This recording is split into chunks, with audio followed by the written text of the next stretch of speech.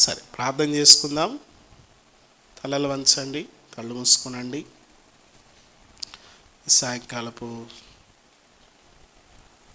On చేస్తుందా? ఈ సాయంకాలపు సవాస కూడికలో తిరిగి దేవుడు తన సన్నిధిని మన మధ్యలో ఉంచి మనల్ని బలపరుచున్నట్లుగా, తన సహాయమును మనకు దయచేయనట్లుగా, తన సన్నిధి చేత మనల్ని నింపునట్లుగా, సంఘ బిడ్డలందరినీ కూడా కాలంలో నడిపించగలిగినట్లుగా మనం ప్రార్థన చేద్దాం. పరిశుద్ధుడు అయిన మా తండ్రి, ప్రేమ కలిగిన నాయన, మహోన్నతుడ, జీవాధిపతి, ఘనమైన మా స్వామి, మీ పాదములు కొందనాలు. ప్రభువా, ఈ దినమంతా కూడా ప్రభువా మీ సన్నిధి మాకు అనుగ్రహించారు. అందును బట్టి హృదయం అంతటితో మిమ్మల్ని స్తుతిస్తున్నాం నాయన. మా దేవ, మా ప్రభువా, ఇదిగో తిరిగి రాత్రికాలపు సవాస కూడి కొరకాయ మీ సన్నిధిలోకి వచ్చి కృతజ్ఞతాస్తుతులు చెల్లిస్తూ, మా దేవ, సంఘం అంతటి కొరకు ఏర్పాటు చేసినటువంటి కూడికలో ప్రభువా, నీ బిడ్డలైన వారందరూ కూడా వచ్చి కుటుంబాలుగా వచ్చి మేలు పొందడానికి, దీవెన పొందడానికి, ఆశీర్వదించబడడానికి, ఆత్మీయంగా కట్టబడడానికి మీ కృప సహాయం చేసి నడిపించండి. దయగలిగిన మా ప్రభు, ఇదిగో తీసుకొచ్చిన నీ ప్రియ బిడ్డలను బట్టి వందనాలు చెల్లిస్తూ, రావాల్సిన వారిని మీరు త్వరపెట్టి తీసుకురండి. కూడికి మాకు దీవెనకరంగా చేయండి. తీసుకొచ్చిన మీ దాసుల ద్వారా సంఘం అంతటి కొరకు, మా కొరకు మీ స్వరాన్ని వినిపించి ఈ కూడిక ఆది నుండి అంతము వరకు మీరు అధ్యక్షులై ఉండి నడిపించండి. మేము బలహీనలము, మేము వారం ప్రభువా, మా బలహీనతలు ఎరిగిన దేవుడవు గనక మా ఆత్మల క్షేమం కొరకు మాతో మాట్లాడి మమ్మల్ని అందరినీ బలపరచండి. ప్రతి విషయాన్ని కూడా మీ చేతులకు అప్పగిస్తూ కరెంటును మీ స్వాధీనంలో తీసుకొని ఏ అవాంతరము, ఆటంకము లేకుండా ఈ కూడికి జరిగించండి అని యేసుక్రీస్తు నామములో అడుగుచున్నాం తండ్రి, ఆమేన్.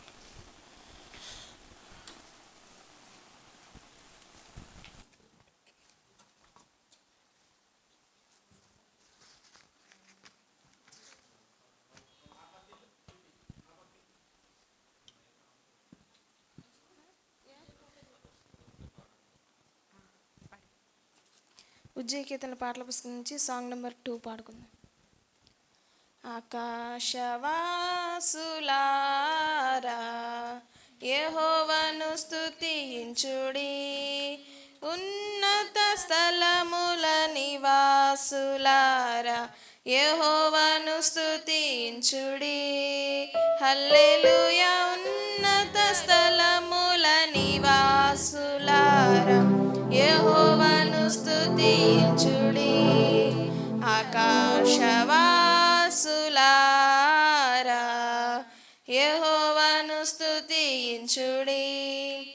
ఆయన దూతలారా మరియు ఆయన సైన్యములారా, ఆయన దూతలారా మరియు ఆయన సైన్యములారా, సూర్య చంద్ర తారలారా యెహోవాను స్తుతించుడి. హల్లెలూయా. సూర్య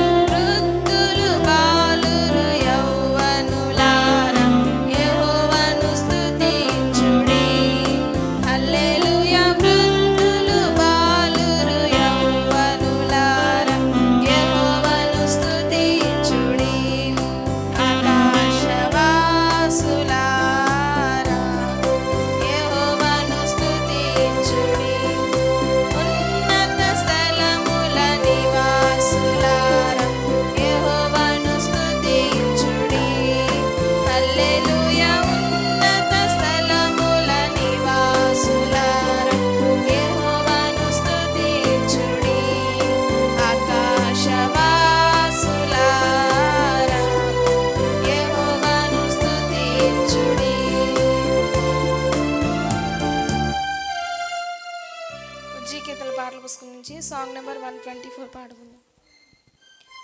రాజుల రాజా ప్రభువుల ప్రభువా రానయ్యున్న మహారాజా, రాజుల రాజా ప్రభువుల ప్రభువా రానయ్యున్న మహారాజా, నీ నామమే గణనీయము, నీ రాజ్యమే సర్వత్రము, నీ నామమే గణనీయము, నీ రాజ్యమే సర్వత్రము, మహా మహా మహారాజువే, మహా మహా మహారాజువే, రాజుల రాజా ప్రభువుల ప్రభువా రానయ్యున్న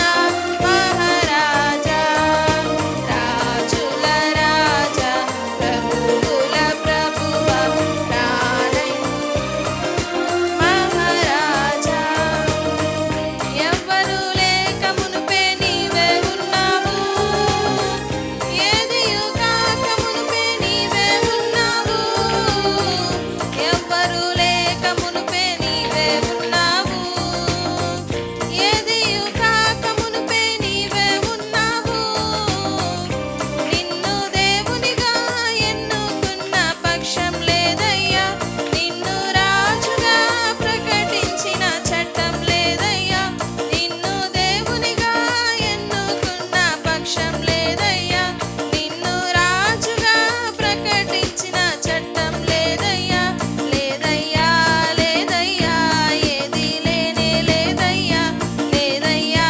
లేదయ్యా ఏది లేనే లేదయ్యా, రాజుల రాజా ప్రభువుల ప్రభువా రానయ్యున్న మహారాజా, రాజుల రాజా ప్రభువుల ప్రభువా రానయ్యున్న మహారాజా, పాటలు రాయక మునిపే నీవే దేవుడవు, దూతలు పొగడక మునిపే నీవే దేవుడవు, పాటలు రాయక మునిపే నీవే దేవుడవు, దూతలు పొగడక మునిపే నీవే దేవుడవు, సృష్టి రూపాన్ని దాల్చక మునిపే నీవే ఉన్నావు, సమయపు తొలి నిమిషం ప్రారంభంలో నీవే ఉన్నావు, సృష్టి రూపాన్ని దాల్చక మునిపే నీవే ఉన్నావు, సమయపు తొలి నిమిషం ప్రారంభంలో నీవే ఉన్నావు, ఉన్నావు ఉన్నావు హమేషా నీవే దేవుడిగా ఉన్నావు, ఉన్నావు హమేషా నీవే దేవుడిగా, రాజుల రాజా ప్రభువుల ప్రభువా రానయ్యున్న మహారాజా, రాజుల రాజా ప్రభువుల ప్రభు నయ్యున్న మహారాజా, సర్వము సాధ్యమే నీ గణనామంలో, సాధ్యము కానిది ఏది లేదయ్యా, సర్వము సాధ్యమే నీ గణనామంలో, సాధ్యము కానిది ఏది లేదయ్యా, సృష్టి అంతటిలో నిన్ను మించిన శ్రేష్ఠుడెవరయ్యా, సర్వలోకాన నీకు సాటి లేనే లేదయ్యా, సృష్టి అంతటిలో నిన్ను మించిన శ్రేష్ఠుడెవరయ్యా, సర్వలోకాన నీకు సాటి లేనే లేదయ్యా, యేసయ్యా యేసయ్యా మాకు సర్వం నీవేగా, యేసయ్యా యేసయ్యా మాకు సర్వం నీవేగా, రాజుల రాజా ప్రభువుల ప్రభువా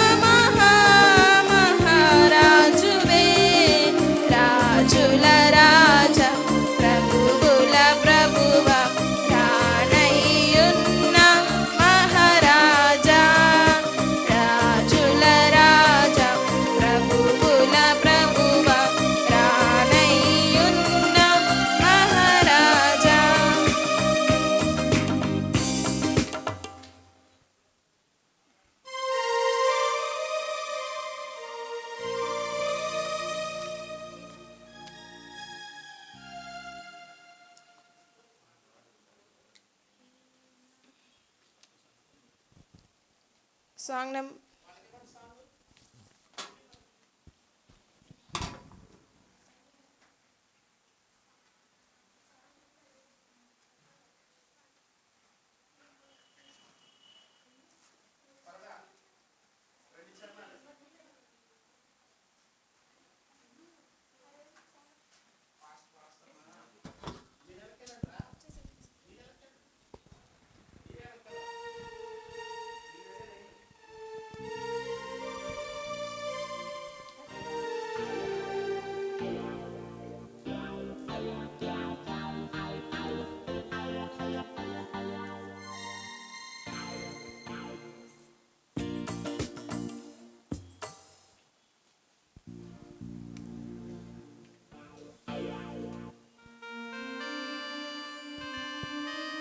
నీలోనే ఆనందం నా దేవా, నీలోనే నాకు జీవం. నీలోనే ఆనందం నా దేవా, నీలోనే నాకు జీవం. నిన్న నేడు నిరంతరం మారని దేవా, నిన్న నేడు నిరంతరం మారని దేవా. లోకమంతా నేను వెదకినా నాకు లేదయ్యా ఎక్కడ ఆనందం. నీ సన్నిధిలో ఒక్క క్షణం గడిపినా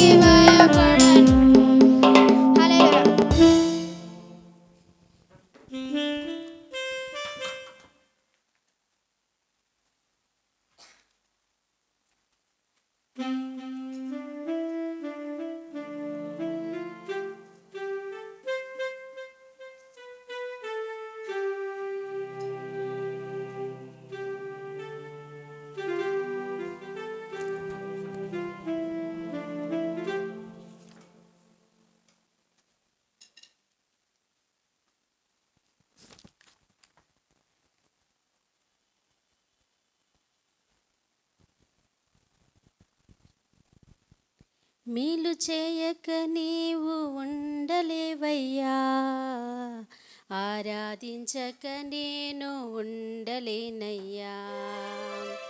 మేలు చేయక నీవు ఉండలేవయ్యా, ఆరాధించక నేను ఉండలేనయ్యా. యేసయ్యా, యేసయ్యా, యేసయ్యా, యేసయ్యా, యేసయ్యా, యేసయ్యా, యేసయ్యా, యేసయ్యా.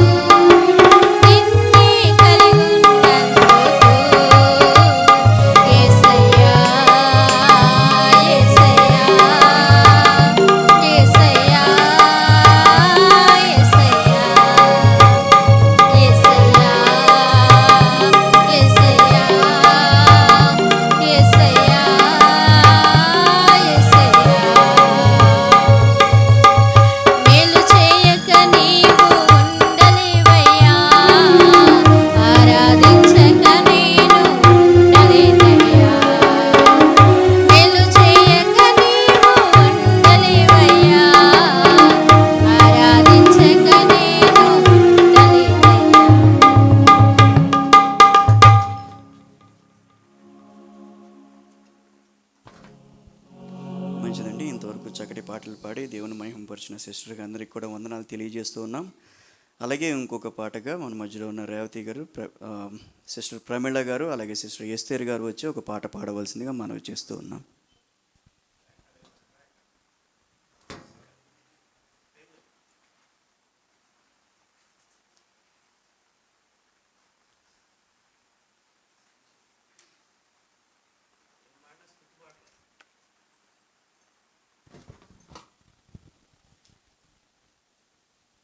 నీవు నా తోడు ఉన్నావయ్యా, నాకు భయమేలా నా యేసయ్యా. నీవు నాలోనే ఉన్నావయ్యా, నాకు దిగులేలా నా యేసయ్యా. నీవు నా తోడు ఉన్నావయ్యా, నాకు భయమేలా నా యేసయ్యా. నీవు నాలోనే ఉన్నావయ్యా, నాకు దిగులేలా నా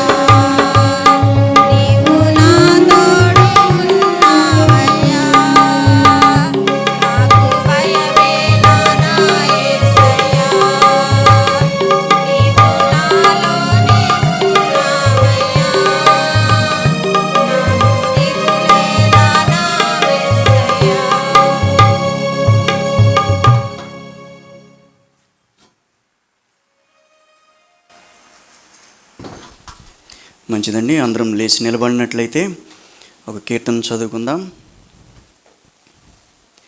8వ కీర్తన చదువుకుందామండి.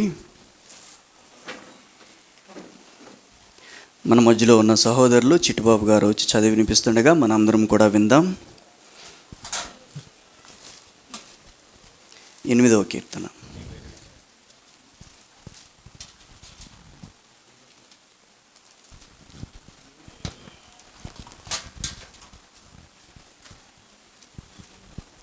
యెహోవా మా ప్రభువా, ఆకాశము నీ మహిమను కనపరచువాడా, భూమి అంతటా నీ నామము ఎంతో ప్రభావం గలది.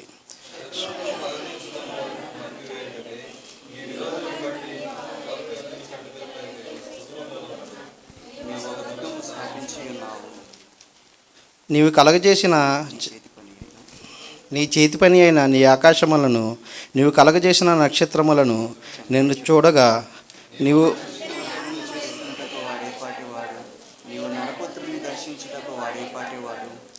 దేవుని కంటే వానిని కొంచెము తక్కువనిగా చేసి ఉన్నావు. మహిమ ప్రభావములతో వానికి కిరీటము ధరింపజేసి ఉన్నావు.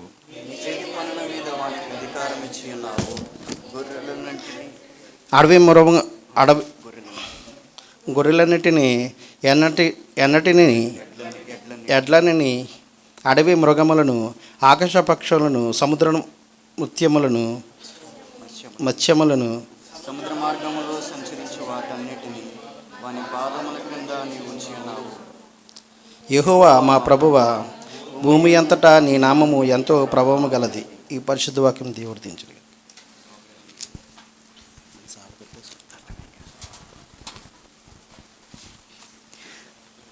మంచిదండి, వాక్య భాగం చదివి వినిపించిన సహోదరులకు వందనాలు తెలియజేస్తూ ఉన్నాం. అలాగే వినబోతున్న వాక్య నిమిత్తం మనందరం కూడా ప్రార్థన మనసు కలిగి ఉందామండి. దేవుడు ఇంతవరకు తన సహాయం మనకు అనుగ్రహించి ఆయన స్తుతించుటకు, ఆయన గణపరచుటకు దేవుడు మనకు అనుగ్రహించిన సమయం అంతటిని బట్టి మనం వందనాలు తెలియజేసుకుందాం. అలాగే దేవుని దాసులు దేవుని పక్షం నిలబడి దేవుని మాటలు వివరించుండగా ప్రతి ఒక్కరూ వినగల చెవి, గ్రహింపగల హృదయం పొందులాగిన మనందరం ప్రార్థన చేసుకుందామండి. ఈ యొక్క సాయంకాల సమయంలో ప్రతి ఒక్కరూ దేవుని సన్నిధిని అనుభవించేలాగా మనం దేవుని మొదలుపెట్టుకుందాం. అలాగే ప్రతి ఒక్కరూ కూడా సమయంకు రావాలని చెప్పి మనం దేవుణ్ణి వేడుకుందామండి. వినబోతున్న వాక్య నిమిత్తం మనం ప్రార్థన చేసుకుందాం. మమ్మల్ని మిక్కిలిగా ప్రేమించిన మా ప్రియ పరలోకపు తండ్రి, నీ ప్రేమను బట్టి, నీ కృపను బట్టి ప్రవ్వా, గడిచిన కాలమంతయు నాయన మీరు మా పట్ల చేసిన మేలును బట్టి, ఉపకారం బట్టి వందనాలు తెలియజేస్తూ ఉన్నాం స్వామి. అయ్యా, ఈ యొక్క కూడిక ప్రారంభం మొదలుకొని ప్రవ్వా ఇంతవరకు నాయన అయా క్రమంగా జరుగుటకు, నీకు మహిమకరంగా ప్రవ్వా జరుగుటకు మీరు కృప చూపించిన విధానాన్ని బట్టి వందనాలు తెలియజేస్తూ ఉన్నాం స్వామి. ఆయన ఇంతవరకు పాటల ద్వారా మీరు మహిమ పొందారు, మీకు వందనాలు. ఆరాధన క్రమంలో మీరు మాతో మాట్లాడారు, మీకు వందనాలు. ప్రవ్వా నీ నామం ఎంత గొప్పదో ప్రవ్వా, నీ మాటల ద్వారా నాయన అయ్యా మీరు మాకు తెలియజేశారు కనుక మీకు వందనాలు. అయ్యా ఈ ప్రత్యేకమైన సమయంలో నీ దాసులు ప్రవ్వా నన్ను నిలబడి నీ మాటలు చెప్పుచుండగా నాయన నీ మాటలు వినగల చెవి, గ్రహింపగల హృదయం మీరు మాకు అనుగ్రహించండి. అయ్యా ప్రతి ఒక్కరికి నాయన అయ్యా నీ మాటలు ప్రవ్వా నేను వినబడుతున్నప్పుడు నాయన మేమందరం మా స్థితిని ఒప్పుకొని ప్రవ్వా నీ యొక్క సన్నిధిని నాయన మేము అనుభవించే వారం ఉండడానికి సహాయం చేయండి. ప్రతి ఒక్కరికి వినగల చెవి, గ్రహింపగల హృదయం దయచేయండి, మెత్తని హృదయాలు దయచేయండి. అయ్యా నీ మాటలు మాకు వినబడుతున్నప్పుడు మా హృదయాలు మేము ఎంతమాత్రం కఠినపరచకుండా ప్రవ్వా, అయ్యా నీ మాటలు విన్నప్పుడు నాయన మేము ఎంతమాత్రం వ్యసన పడకుండా ప్రవ్వా, అయ్యా మా యొక్క లోపములన్నీ ప్రవ్వా మేము సరిచేసుకున్నట్టుకు మీరు కృప చూపించండి. అయ్యా నీ దాసుని మీరు బలపరచండి, అయ్యా మీ బూరగా వాడుకోండి. అనేకమైన విషయాలు ప్రభా మేము వినడానికి సహాయం చేయండి. అయ్యా ఇక్కడ చిన్న బిడ్డలు ఉన్నారు, యవనస్తులు ఉన్నారు, అయ్యా నడి వయసు వారు ఉన్నారు, వృద్ధులు ఉన్నారు. ప్రతి ఒక్కరునైనా అయ్యా వారికి అర్థమయ్యే రీతిలో ప్రభా నీ దాసుల ద్వారా నీ మాటలు మాకు అనుగ్రహించమని, అయ్యా నీ మాటల చేత మేము సరిచేయబడి మా హృదయం నిండా నీ మాటలు మోసుకొని ప్రభా మేము వెళ్ళే వారం ఉండడానికి సహాయం చేయమని, అయ్యా ఈ సమయం అంతయు మా కొరకు ఆశీర్వాదకరంగా దీవెనకరంగా ఉంచమని నజరుడైన యేసుక్రీస్తు పుణ్యనామమున ప్రార్థించే బ్రతిమలాడి వేడుకుంటున్నాం తండ్రి, ఆమేన్.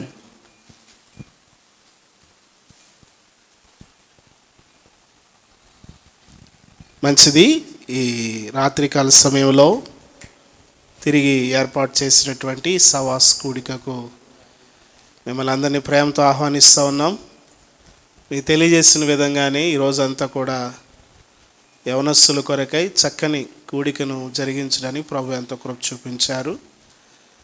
ఈ దినమంతా కూడా దేవుని సేవకులు, దైవజనులు విల్సన్ అయ్య గారు చాలా చక్కని విషయాలు పిల్లల కొరకాయ వారు తీసుకుని వచ్చారు. నేను వారిని సాయంత్రం 5 గంటలకు పంపించి వేయకుండా సంఘమంతటికి కూడా కొన్ని విషయాలు మరి తెలియచేస్తే కొంత ఆత్మీయంగా మేలు పొందడానికి అవకాశం ఉంటుంది అనేటువంటి ఉద్దేశంతో నేను ఈవినింగ్ కూడా ఒక కూడికని ఏర్పాటు చేసి ఈ కూడికతో వారికి సెలవు ఇవ్వాలనే ఉద్దేశంతో మీ అందరి కొరకు ఈ కూడిక ఏర్పాటు చేయడం జరిగింది. మనోళ్ళకి పాపం డ్యూటీలు ఉండి నేను అన్నాను, ఎవరు వచ్చినా సరే అన్న సాయంత్రం కూడిక చేద్దామని చెప్పేసి అన్నాను. వారికి చాలా శ్రమ ఇచ్చినప్పటికీ మన మధ్యలో ఈ రోజంతా గడపడానికి వారు చూపించిన మంచి మనసును బట్టి నా హృదయమంతటితో అయ్యగారికి సంఘపక్షంగా వందనాలు తెలియచేస్తూ ప్రేమతో వారిని ఆహ్వానిస్తూ ఉన్నాను. దయచేసి జాగ్రత్తగా ఈ సమయాన్ని మనం సద్వినియోగపరచుకుందాం. దైవజనులకి అవకాశం ఇస్తూ ఉన్నాను.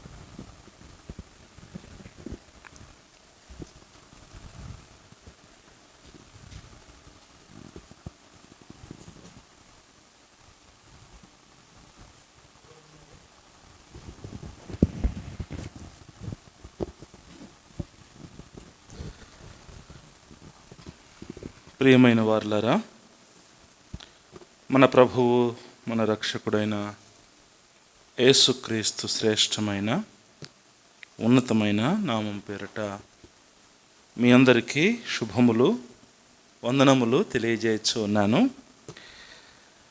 ఈ సాయంకాలం మీ అందరితో దేవుని యొక్క వాక్యమును పంచుకునే ఈ ధన్యతను దేవాది దేవుడు అనుగ్రహించి ఉండగా దేవాది దేవునికి స్తుతులు స్తోత్రములు సమర్పిస్తూ ఎంతో ప్రేమతో ఆహ్వానించి మీ మధ్యలో ఈ ఉదయం నుండి ఈ సాయంకాలం వరకు పరిచర్యలో పాలు పొందటానికి అవకాశం కల్పించిన దేవుని దాసులు సువర్ణరావయ్య గారికి ప్రత్యేకమైనటువంటి వందనాలు తెలియజేస్తూ ఉన్నాను. ప్రియులారా, దేవుని యొక్క వాక్యాన్ని మనం విందాం. అపోస్తలుల కార్యముల గ్రంథము 12వ అధ్యాయం. అపోస్తలుల కార్యముల గ్రంథము 12వ అధ్యాయము 19 వచనాలు మనము చూద్దాం. దీనిలో సందర్భం అంతా కూడా మీకు తెలుసు. ఈ సంఘటన యేసుక్రీస్తు ప్రభువు యొక్క మరణము పునరుత్థానము తర్వాత ఆయన తన యొక్క ఆత్మను వాగ్దానం చేస్తాడు. ఆత్మదేవుని వాగ్దానమును వారు పొందుకున్న తర్వాత వారు యెరూషలేములో ఎదురు చూస్తూ ఉండగా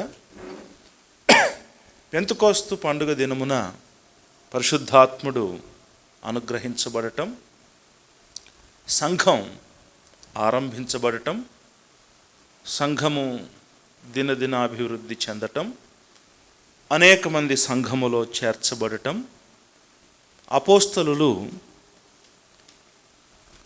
ఎంతగానో సువార్తను ప్రకటిస్తూ ముందుకు సాగటం మనం చూస్తాం. సంఘాన్ని హింసిస్తున్నటువంటి సౌలు అనబడే పౌలు కూడా మారు మనసు పొందటం, సువార్త ప్రకటించడానికి ప్రారంభించటం మనము గమనిస్తాం. ఈ మధ్యలో స్టెఫను హతసాక్షిగా చేయబడటం చూస్తాం. 12వ అధ్యాయానికి వచ్చేసరికి ఆ కాలములో రాజు అయినటువంటి హెరోదు సంఘం వారిలో కొందరిని బాధ పెట్టడానికి బలాత్కారంగా పట్టుకున్నాడు. యేసు ప్రభు యొక్క శిష్యులలో ఒకడైనటువంటి యాకోబును ఖడ్గముతో చంపించాడు. ఇది యూదులకు ఇష్టమైన కార్యము అని అనుకుని పేతురును కూడా పట్టుకుంటాడు. పేతురును పట్టుకుని చెరసాలలో వేయిస్తాడు. పస్కా పండుగ కాలం కాబట్టి పస్కా పండుగ అయిన తర్వాత ప్రజల దగ్గరకు పేతురును తీసుకుని రావాలి, అతనిని కూడా చంపించాలి అనే ఆలోచన కలిగి పేతురును చెరసాలలో ఉంచుతాడు. పేతురు చెరసాలలో కావలి యందు ఉంచబడ్డాడు, బంధాలలో పెట్టబడ్డాడు. అది పరిస్థితి అక్కడ. అప్పుడు సంఘం ఎంతో ఆసక్తితో ప్రార్థన చేయటం, పేతురు విడిపించబడటం, పేతురు ఒక ఇంటికి వెళ్ళటం, అక్కడ సంఘమంతా కూడి ప్రార్థన చేయటం జరగటం. వాళ్ళందరూ మొదట పేతురు విడిపించబడ్డాడు అని చెప్పబడినప్పుడు నమ్మకపోయినా తర్వాత విభ్రాంతి నొందటం, ఇదంతా మనకు తెలిసినటువంటి సంఘటన. ఈ అధ్యాయములో అపోస్తలుల కార్యముల గ్రంథం 12వ అధ్యాయములో దీనిలో నుండి మనము ఈ సాయంకాల సమయంలో మన కుటుంబాలకు సంబంధించి మనము కొన్ని విషయాలను నేర్చుకోవాలి. ఆనాడు సంఘానికి వెలుపట పరిస్థితులు ఎట్లా ఉన్నాయి అని అంటే చాలా భయంకరమైనటువంటి పరిస్థితులు. బలాత్కారము అనే మాట చూడండి, 12వ అధ్యాయం 1వ వచనంలో కొందరిని, సంఘపు వారిలో కొందరిని బాధ పెట్టుటకు బలాత్కారముగా పట్టుకొని యోహాను సహోదరుడైన యాకోబును ఖడ్గముతో చంపించెను. ఇది యూదులకు ఇష్టమైన కార్యమని తెలుసుకొని పేతురును కూడా పట్టుకొనెను. ఆ దినములు పులియని రొట్టెల పండుగ దినములు. అతనిని పట్టుకొని చెరసాలలో వేయించి పస్కా పండుగైన పిమ్మట ప్రజల యొద్దకు అతన్ని తీసుకురావాలని ఉద్దేశించి అతనికి కావలి యుండుటకు 4 చతుష్టయముల సైనికులకు అతనిని అప్పగించెను. ఇది పరిస్థితి. ప్రియులరా, ఆ కాలంలో పేతురు చెరసాలలో వేయబడ్డాడు. సంఘం ఎంతో శ్రమల మధ్యలో కాలం గడుపుతూ ఉంది, హింసల మధ్యలో కాలం గడుపుతూ ఉంది. హేరోదు విశ్వాసులను బలాత్కారముగా పట్టుకుంటూ ఉన్నాడు. యాకోబు చంపబడ్డాడు. సంఘం ఏం చేయాలో పాలుపోకుండా ఉంది. అటువంటి భయంకరమైనటువంటి సందర్భంలో దేవుని యొక్క అద్భుతమైన కార్యాన్ని మనం చూడవచ్చు.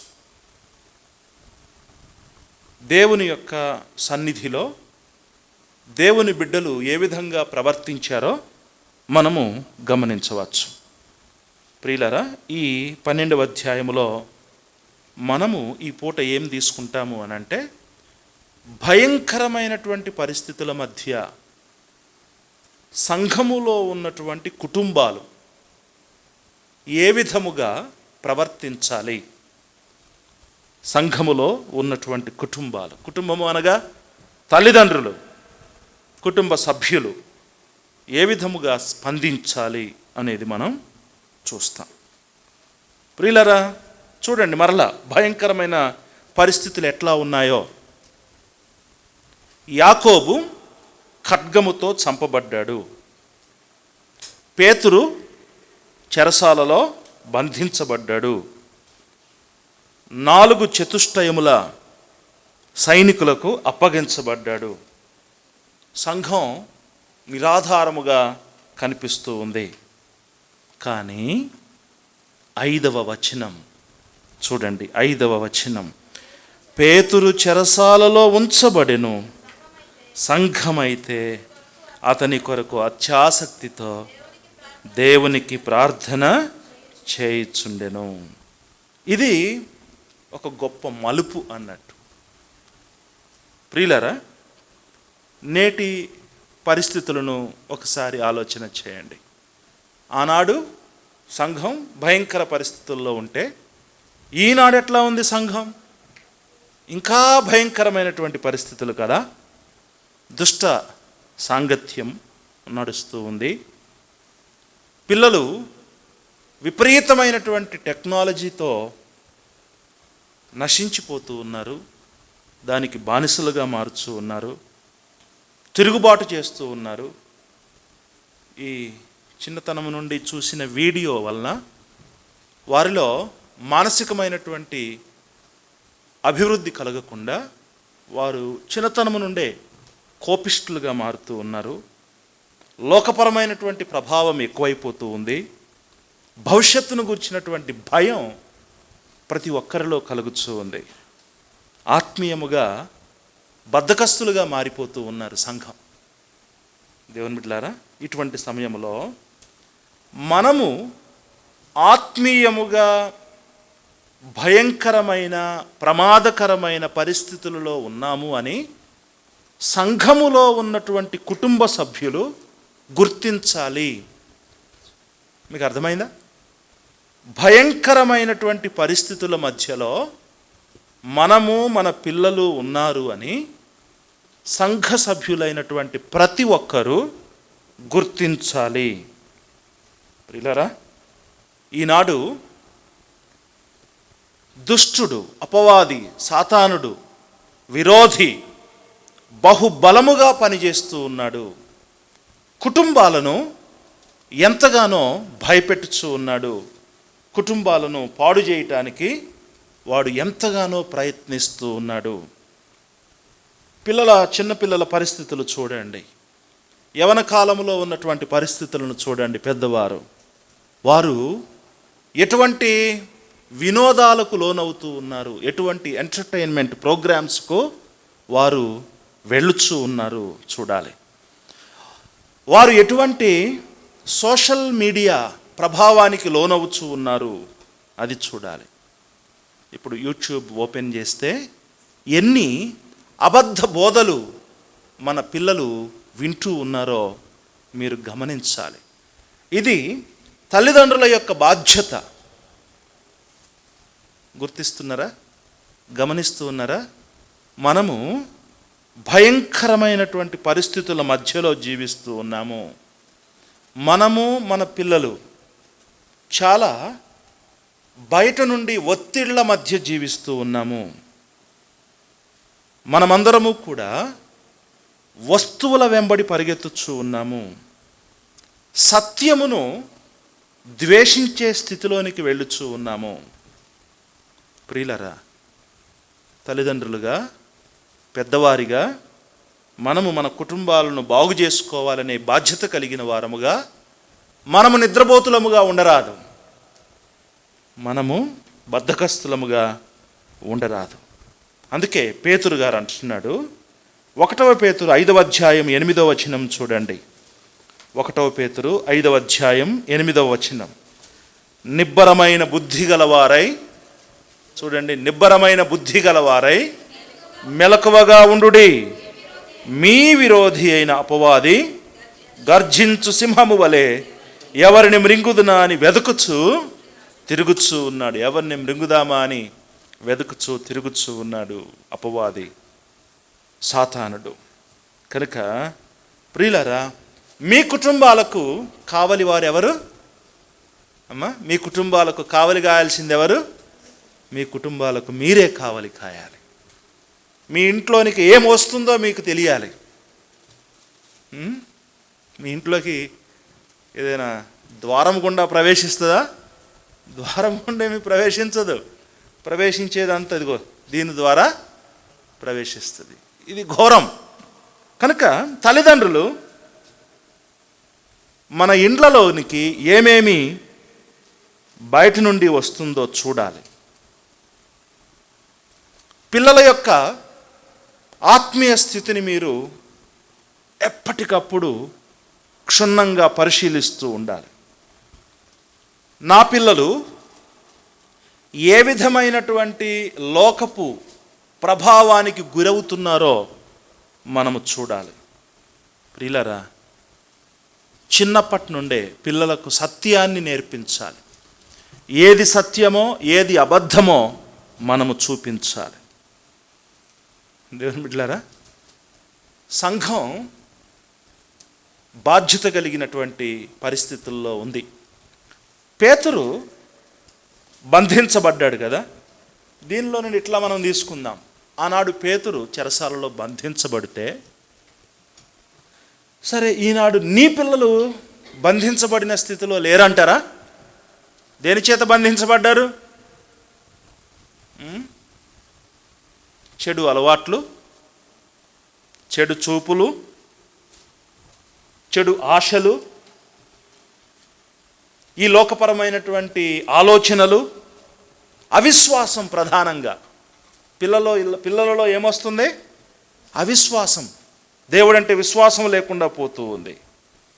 కనుక మనము భయంకరమైన పరిస్థితుల మధ్యలో ఉన్నాము అని తల్లిదండ్రులు గుర్తించాలి, గమనించాలి, గ్రహించాలి. సాతానుడు ఎవరిని మృంగుదామా అని గర్జించు సింహం వలె వెదకుచూ తిరుగుచూ ఉన్నాడు. ప్రియులారా, ఇప్పటికీ పరిస్థితులు కొంచెం మనకు బాగానే ఉన్నట్లుగా కనిపిస్తున్నప్పటికీ కూడా లోపల ఎంతో తీవ్రముగా సంఘానికి హాని చేసే పరిస్థితులలో మనం ఉన్నాం. ఎంతో తీవ్రమైనటువంటి భయంకరమైనటువంటి పరిస్థితుల మధ్యలోనే మనము ఉన్నాం. కనుక ఇది తల్లిదండ్రుల బాధ్యత, తల్లిదండ్రుల యొక్క బాధ్యతగా మనము దీనిని తీసుకోవాలి. ఏదో నా పిల్లలు చదువుకుంటున్నారులే, వాళ్ళకు కావాల్సినవన్నీ కూడా నేను తెచ్చి పెడుతున్నాను, వాళ్ళ కొరకే కదా నేను బ్రతుకుతూ ఉన్నాను, వాళ్ళ కొరకే కదా ఇదంతా అని అనుకుంటే నీ పిల్లలు ఎటువంటి స్థితిలో ఉంటున్నారో తెలుసా? లోకపరమైనటువంటి పరిస్థితులలో వారు జీవిస్తూ ఉన్నారు. నీకు చాలా ప్రమాదాన్ని తీసుకొని వస్తూ ఉన్నారు. కనుక నిబ్బరమైన బుద్ధి కలిగి ఉండండి, మెలకువ కలిగి ఉండండి. మీ విరోధి అయిన సాతానుడు గర్జించు సింహం వలె ఎవరిని మృంగుదామా అని తిరుగుచూ ఉన్నాడు, వెదకుచూ ఉన్నాడు. ఇది తల్లిదండ్రుల బాధ్యత, ముఖ్యంగా తండ్రి బాధ్యత అని కూడా మనం చెప్పవచ్చు. 5వ వచనం చూడండి. 5వ వచనం, పేతురు చెరసాలలో ఉంచబడెను, సంఘమైతే అతని కొరకు అత్యాసక్తితో దేవునికి ప్రార్థన చేయుచుండెను. ఇక్కడ 4 విషయాలు ఉన్నాయండి ప్రార్థన గురించి. 4 విషయాలు ప్రార్థన గురించి. సంఘమైతే అంటే, సంఘం అంటే ఒక్కడా, ఇద్దరా, ముగ్గురా, నలుగురా? సంఘం అంటే అనేక మంది, ఒక్కరు కాదు కదా. సంఘమైతే అంటే అనేక మంది విశ్వాసుల సమూహం. సంఘమైతే అన్నప్పుడు అనేకులు కలిసి వచ్చారు, అనేకులు ఏక మనస్సుతో, ఏకభావముతో, ఏక హృదయముతో వచ్చారు. ఎవరి కొరకు? ఎవరి కొరకు? పేతురు కొరకు. పేతురైతే చెరసాలలో వేయబడ్డాడు. సంఘమైతే, సంఘము అనగా ఇక్కడ విశ్వాసుల సమూహం, దేవుడు తన స్వరక్తమిచ్చి సంపాదించిన తన సంఘం. ప్రియులారా, సంఘం సార్వత్రిక సంఘం అంటే భూలోకం అంతా కూడా వ్యాప్తి చెందినటువంటి సంఘం. సంఘం అనగా స్థానిక సంఘం, అంటే ఈ స్థానికంగా ఉన్నటువంటి సంఘం. సంఘము విశ్వాసుల సమూహం. ప్రభువైన యేసుక్రీస్తు యొక్క రక్షణ సువార్త విని క్రీస్తు యొక్క మరణ పునరుత్థానముల చేత నీతిమంతులుగా తీర్చబడినటువంటి విశ్వాసుల గుంపు సంఘం. ఈ సంఘం ఎట్లా రావాలి? కలిసి రావాలి. ఏకభావముతో, ఏక మనస్సుతో, ఏక హృదయముతో కలిసి రావాలి. యునైటెడ్. ప్రియులారా, ప్రార్థన ఎలా జరగాలి? ఒక యూనిటీగా, ఒక ఏక మనస్సుతో ఐక్యతతో జరగాలి. అది మొదటిది. రెండవది ఇక్కడే చూస్తాము, సంఘమైతే అతని కొరకు అత్యాసక్తితో దేవునికి ప్రార్థన చేయుచుండెను. చేయుచుండెను అనేది ఆ క్రియ, ఆ కాలం చూడండి, ఆ టెన్స్ చూడండి. చేయుచుండెను కొనసాగుచున్న క్రియ, కంటిన్యూస్ టెన్స్. చేయుచుండెను, చేసెను కాదు, చేశారు కాదు, చేయుచు ఉన్నారు. గడిచిన కాలంలోనే వాళ్ళు ఏం చేస్తున్నారు? ప్రార్థన చేయుచు ఉండెను. ప్రార్థన కొనసాగేది, ఒకసారి చేసి ఆమేన్ హల్లెలూయా అనేది కాదు. ఇది కొనసాగవలసినటువంటి ప్రార్థన. ఐక్యతతో చేసేది ప్రార్థన, కొనసాగేది ప్రార్థన. ఇక్కడే ఆసక్తితో చేసేది ప్రార్థన, అత్యాసక్తితో ప్రార్థన, ఆసక్తితో. ఏలియా మన వంటి స్వభావము కలిగినటువంటి మనుషుడే, కానీ అతడు ఆసక్తితో ప్రార్థన చేస్తే ఏమైంది? వర్షం కురవకుండా ఆగింది. మరలా ప్రార్థన చేస్తే వర్షం కురిసింది అని మనం చూస్తాం. ప్రియులారా, ఏక మనస్సుతో ప్రార్థించాలి, ఆసక్తితో ప్రార్థించాలి. అది ప్రార్థన కొనసాగాలి. 3 విషయాలు. కానీ ఇంకొక విషయం ఉంది చూడండి. సంఘమైతే అతని కొరకు అత్యాసక్తితో ఎవరికి? దేవునికి ప్రార్థన చేయుచుండెను. ఎవరికండి? దేవునికి ప్రార్థన చేయుచుండెను. ప్రార్థన దేవునిని కేంద్రముగా చేసుకున్నటువంటిది ప్రార్థన. మనం చేసే ప్రార్థన ఎవరికి? దేవునికి. ప్రియులారా, నీకు ఒక కష్టం వచ్చింది, ఏదో ఇబ్బంది జరిగింది. ఇబ్బంది, కష్టం వచ్చినప్పుడు నీవు భయానికి గురవుతావా, ఆందోళనకు గురవుతావా, లేక దేవునికి ప్రార్థన చేస్తావా? మనం ఏమవుతాం? ఏదైనా కష్టం రాగానే భయపడతాం, ఏదైనా ఇబ్బంది కలగగానే అయోమయానికి గురవుతాం, ఆందోళన చెందుతాం. ఇంకా కొంచెం బలహీనలైతే చాలా పరిగెత్తుతారు అటు ఇటు. ఇంట్లోనే ఉంటే అవసరమైతే వాష్రూమ్కి కూడా పరిగెత్తుతారు. ఎందుకు అంటే అంత భయం, అంత ఆందోళన, అంత కష్టం. కానీ సంఘమైతే ఏం చేసింది? సంఘమైతే ప్రార్థన చేయుచూ ఉండెను. పట్టబడింది మామూలు వ్యక్తి కాదు, పేతురు శిష్యులలో ప్రధానమైనటువంటి వ్యక్తిగా కనిపిస్తూ ఉన్నాడు. ఒక వ్యక్తి చంపబడ్డాడు. సంఘం చాలా భయంకరమైన ప్రమాదకరమైనటువంటి పరిస్థితుల్లో ఉండగా సంఘమైతే అతని కొరకు అత్యాసక్తితో దేవునికి ప్రార్థన చేయుచూ ఉండెను. ప్రియులరా, మనము ప్రార్థన చేయాలి. ఏం చేయాలి? ప్రార్థన చేయాలి. మరొకసారి చెప్పండి అంటే ఏం చేయాలి? ప్రార్థన చేయాలి. ప్రియులరా, మన ప్రార్థనకు మాదిరి ఎవరు అని అంటే యేసుక్రీస్తే. యేసుక్రీస్తు ప్రార్థించాడు, చేయలేదా? యేసుప్రభు ప్రార్థన చేయలేదా? యేసుప్రభు ప్రార్థించాడు. ఆయన తన పరిచర్యకు ప్రారంభములో ప్రార్థన చేశాడు. శిష్యులను ఏర్పాటు చేసుకునేటప్పుడు ప్రార్థించాడు. రాత్రంతా ప్రార్థించాడు. ఏ క్షణములోనైనా ఆయన ప్రార్థన చేశాడు. ఆయన అద్భుత కార్యములను జరిగించేటప్పుడు ప్రార్థించాడు. 5 రొట్టెలను 2 చిన్న చేపలను అందరికీ పంచేటప్పుడు తండ్రికి కృతజ్ఞతాస్తుతులు చెల్లించాడు. లాజరును లేపేటప్పుడు తండ్రికి ప్రార్థన చేశాడు. అంతెందుకు, యేసుక్రీస్తు ప్రభువు సిలువలోకి వెళ్లే ముందుగా యోహాను సువార్త 17వ అధ్యాయం అంతా మీరు చూడండి, యేసు ప్రభువు ప్రార్థన చేశాడు. ప్రియులరా, యేసు ప్రభు ప్రార్థన చేశాడు. మీరు అనుకోవచ్చు, నేను ప్రార్థన చేస్తున్నాను, మా ఇంటి వారు ప్రార్థన చేస్తున్నారు, మా పాస్టర్ గారు ప్రార్థన చేస్తున్నాడు మా కొరకు, కనుక మేము సుఖంగా ఉన్నాము అని మీరు అనుకోవచ్చు. మంచిదే, మనం ప్రార్థన చేస్తాం, మన ఇంటి వారు చేస్తాం, పెద్దవాళ్ళు చేస్తారు, కాపరులు చేస్తారు. కానీ వీరందరికంటే కూడా నీ కొరకు ప్రార్థన చేసిన వారు ఎవరు? యేసుక్రీస్తు. ఎప్పుడు? ఆయన సిలువలోకి వెళ్ళక మునిపే నీ కొరకు ప్రార్థన చేశాడు. ఆయన తనకు తాను తన కొరకు ప్రార్థించాడు. 17వ అధ్యాయంలో శిష్యుల కొరకు ప్రార్థించాడు. తర్వాత ఆ శిష్యుల సువార్త ద్వారా విశ్వాసం ఉంచేవారు అందరి కొరకు ప్రార్థన చేశాడు. ప్రియులారా, యేసు ప్రభు ప్రార్థనకు మాదిరి. యేసు ప్రభువే. యేసు ప్రభువులాగా ప్రార్థించిన వారు మనకు ఎవరైనా కనిపిస్తారా అంటే కష్టం. యేసు ప్రభువే మనకు మాదిరి. కనుక దేవుని బిడ్డలారా, మనం ప్రార్థన చేద్దాం. సిలువలో కూడా యేసు ప్రభు ప్రార్థన చేయలేదంటారా? సిలువలో ప్రార్థించాడు. తండ్రి, వీరేమి చేయుచున్నారో వీరెరుగురు గనుక వీరిని క్షమించుము అన్నాడు. తండ్రికి తన యొక్క ఆత్మను అప్పగించుకున్నాడు. అంతేకాదండి, తండ్రి కుడిపార్శ్వమున కూర్చుండి ఆయన ఇప్పుడు మన కొరకు ఏం చేస్తున్నాడు? విజ్ఞాపనం చేస్తున్నాడు. He is praying for you. ఆయన మీ కొరకు ప్రార్థన చేస్తూ ఉన్నాడు. ఆయన నా కొరకు ప్రార్థన చేస్తున్నాడు. తన ద్వారా ఆయన దగ్గరకు వచ్చు వారందరినీ కూడా రక్షించుటకు ఆయన సామర్థ్యం కలిగిన వ్యక్తిగా ఆయన ఉంటూ ఉన్నాడు. కనుక దేవుని బిడ్డలారా, ఆసక్తితో ప్రార్థించుట మనము అలవర్చుకోవాలి. అది మీకు అలవాటే అని నేను భావిస్తూ ఉన్నాను.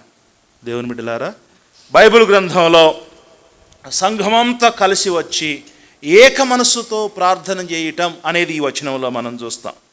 బైబిల్ గ్రంథంలో ఉన్నటువంటి వచనం 12:5. సంఘం భయపడలేదు, సంఘం అయోమయం కాలేదు, సంఘం చింతపడలేదు, సంఘం అదిరిపోలేదు, బెదిరిపోలేదు, గందరగోళంలో పడిపోలేదు. కానీ ఏం చేసింది సంఘం? ప్రార్థన చేసెను. కనుక దేవుని బిడ్డలారా, సంఘము అన్నప్పుడు కుటుంబాలే గనుక ఈ భయంకరమైనటువంటి పరిస్థితుల మధ్యలో మనం ఉండగా, ఎన్నో రకాలైనటువంటి చట్టాలు తీసుకొని రాబడుచు ఉండగా, విశ్వాస కుటుంబాలుగా మనం ఏం చేయాలి? అమ్మా ఏం చేయాలి? ప్రార్థన చేయాలి. సరే, కుటుంబాలకు కొన్ని సమయాలు ఉంటాయి కదా. ఈటింగ్ టైం అంటారా? ఉంటుందా? ఉండదా? ఏం టైం ఉంటుంది? ఈటింగ్ టైం ఉంటుందా? ఈటింగ్ టైం ఉంటుంది, స్లీపింగ్ టైం ఉంటుంది, టెలివిజన్ టైం ఉంటుందా? చాటింగ్ టైం ఉంటుందా? చాటింగ్ టైం ఉంటుంది, ముచ్చట్లు పెట్టుకునే సమయం ఉంటుంది, ఎంటర్టైన్మెంట్ టైం ఉంటుందా? ఉంటుంది. మరి ప్రార్థనా టైం, ప్రేయర్ టైం, ప్రార్థనా సమయం వెరీ లిటిల్, కొంచెమే ఉంటుంది ప్రార్థనా సమయం. అదే తినటానికి 1 గంట ఉంటుంది, ముచ్చట్లకి ఇంకెక్కువ ఉంటుంది, అటు ఇటు పిక్నిక్ వెళ్ళటానికి ఇంకా సమయం ఉంటుంది, విందులు వినోదాలకు ఇంకా ఎక్కువ సమయం ఉంటుంది కదా, ఫోన్ పట్టుకుని చాటింగ్ చేయడానికి ఇంకా ఎక్కువ సమయం ఉంటుంది. కానీ ప్రార్థనకు చాలా తక్కువ సమయం ఉంటుంది. మరి ఎందుకు కుటుంబాలు పాడవుతూ ఉన్నాయి? కుటుంబాలు కూలిపోతూ ఉన్నాయి. ఎందుకు అని అంటే ప్రార్థన లోపించింది కుటుంబాలలో. కనుక తల్లిదండ్రులుగా బాధ్యత ఏమిటి అని అంటే, తల్లిదండ్రులు కుటుంబ ప్రార్థన జరిగించాలి. ప్రియులారా, ఫ్యామిలీ ప్రేయర్ మీరు జరిగించాలి. కుటుంబ ప్రార్థన మీ పిల్లలకు మీరు బోధించాలి. పాస్టర్ గారు చూసుకుంటాడులేండి అంటారా? పాస్టర్ గారు ఎప్పుడు చూసుకుంటాడు? బుధవారమా, శనివారమా, ఆదివారమా, వారంలో 2-3 సార్లు. కానీ రోజంతా మీరే ఉంటారు కదా దగ్గర. ఇంకా విషయం తెలుసా? మన పిల్లలు మన దగ్గర ఉండేది తక్కువ, మన పిల్లలు అవిశ్వాసుల దగ్గర ఉండేది ఎక్కువ. స్కూల్స్లో ఎవరి దగ్గర ఉంటున్నారు? చుట్టూ ఉన్న స్నేహితులు ఎవరు? చుట్టూ ఉన్నటువంటి టీచర్స్ ఎవరు? వారు సత్యానికి విరోధులు. అవసరమైతే సత్యానికి విరోధంగా బోధిస్తారు కూడా. నీ పిల్లల మనసులను వారు చెడగొడతారు కూడా. కనుక నువ్వేం చేయాలి? ముందు అసత్యమైనటువంటి వాటిని నేర్పించే వారి బోధలకు లోను కాకుండా నీ పిల్లవాడిని ఏం చేయాలి? నీవు సత్యాన్ని బోధించాలి ముందే. అరే బాబు, ఇది సత్యం, ఇది సత్యం అని నీవే ముందు బోధించాలి. నీ పిల్లవాడికి నేర్పించాలి. నీ పిల్లల కొరకు నువ్వు ప్రార్థన చేయాలి. అంతేకాదు, నీ పిల్లలకు ప్రార్థన నేర్పించాలి. సమస్య వచ్చినప్పుడు దానిని ఎలా పరిష్కరించుకోవాలో నీవు నీ పిల్లవానికి ఒక మాదిరిని చూపించాలి. అయోమయానికి గురయ్యి గందరగోళం అయిపోయి బీపీ పెంచుకుని అటు ఇటు ఆగమాగంగా పడిపోతే పిల్లలు కూడా అదే నేర్చుకుంటారు. కానీ ఏదైనా సమస్య వచ్చింది, నువ్వు మోకరించి ప్రార్థన చేస్తే నీ పిల్లవాడు కూడా ప్రార్థన చేయటం నేర్చుకుంటాడు. కనుక దేవుని బిడ్డలారా, ప్రార్థన మనము నిలకడగా జరిగించాలి. వింటున్నారా? ప్రార్థన మనం నిలకడగా చేయాలి. యోబు ఏం చేశాడండి? యోబు ఏం చేస్తాడు? యోబు తన పిల్లల కొరకు అనుదినము బలులు అర్పిస్తూ వచ్చాడు. దేవుని బిడ్డలారా, యోబుకు తెలుసు ఆయన యొక్క బాధ్యత. యోబు గ్రంథంలో మనం చూస్తాం, మొదటి అధ్యాయంలో యోబుకు తన యొక్క బాధ్యత తెలుసు. కనుక తల్లిదండ్రులుగా మన బాధ్యత మనము నెరవేర్చాలి. నెరవేర్చుదామా? సంఘం ఏం చేసింది? పేతురు కొరకు ఆసక్తితో ప్రార్థన చేసింది. ప్రార్థనకు సంబంధించిన 4 విషయాలు చెప్పండి. వారు ఏక మనసుతో ప్రార్థించారు, ఆసక్తితో ప్రార్థించారు, ప్రార్థన కొనసాగించారు, వారు దేవునికి ప్రార్థించారు. ఎవరికి ప్రార్థన చేశారు? దేవునికే ప్రార్థన చేశారు. ఆ దేవుడు మనకు ఎవరు అని అంటే యేసుక్రీస్తు. అమ్మా, యేసుక్రీస్తునా ఇంకెవరైనానా? ఏమండి, మన దేవుడు ఎవరు? యేసుక్రీస్తు. తండ్రిని బయలుపరిచిన వాడు మనకు యేసుక్రీస్తు. భూమి ఆకాశములను సృజించిన వాడు యేసుక్రీస్తు. వెలుగు స్వరూపి యేసుక్రీస్తు. జీవాధిపతి యేసుక్రీస్తు. లోకరక్షకుడు యేసుక్రీస్తు. ప్రియులారా, లోక పాపమును మోసుకొని పోయే దేవుని గొర్రెపిల్ల ఎవరు? యేసుక్రీస్తు. మన పాపముల కొరకు చనిపోయి సమాధి చేయబడి తిరిగి లేచింది ఎవరు? యేసుక్రీస్తు. కనుక మనం ఎవరికి ప్రార్థన చేద్దాం? యేసుక్రీస్తుకు ప్రార్థన చేద్దాం. ఓకే, ఇప్పుడు భయంకరమైన పరిస్థితిలో పేతురు ఉన్నాడు. సంఘం అయితే ప్రార్థన చేస్తుంది. పేతురుకు ఉన్నటువంటి మంచి లక్షణం ఏంటంటే హాయిగా నిద్రపోతున్నాడు. చూడండి ఏం చేస్తున్నాడు పేతురు. ఏం చేస్తున్నాడు అండి? 6వ వచనం, హేరోదు అతనిని వెలుపలికి తీసుకుని రావాలని ఉండగా ఆ రాత్రియే పేతురు 2 సంకెళ్లతో బంధింపబడి 2 సైనికుల మధ్య నిద్రించుచుండెను. మంచి లక్షణం అది. ఏదైనా సమస్య వస్తే హాయిగా నిద్రపోతే ఎంత బాగుంటుంది కదా. మీకు కూడా నిద్ర వస్తుందా? రాదా? అబ్బో, నిద్ర రావాలట మంచిగా. పేతురు అయితే మనకు పేతురు మాదిరి అన్నట్టు.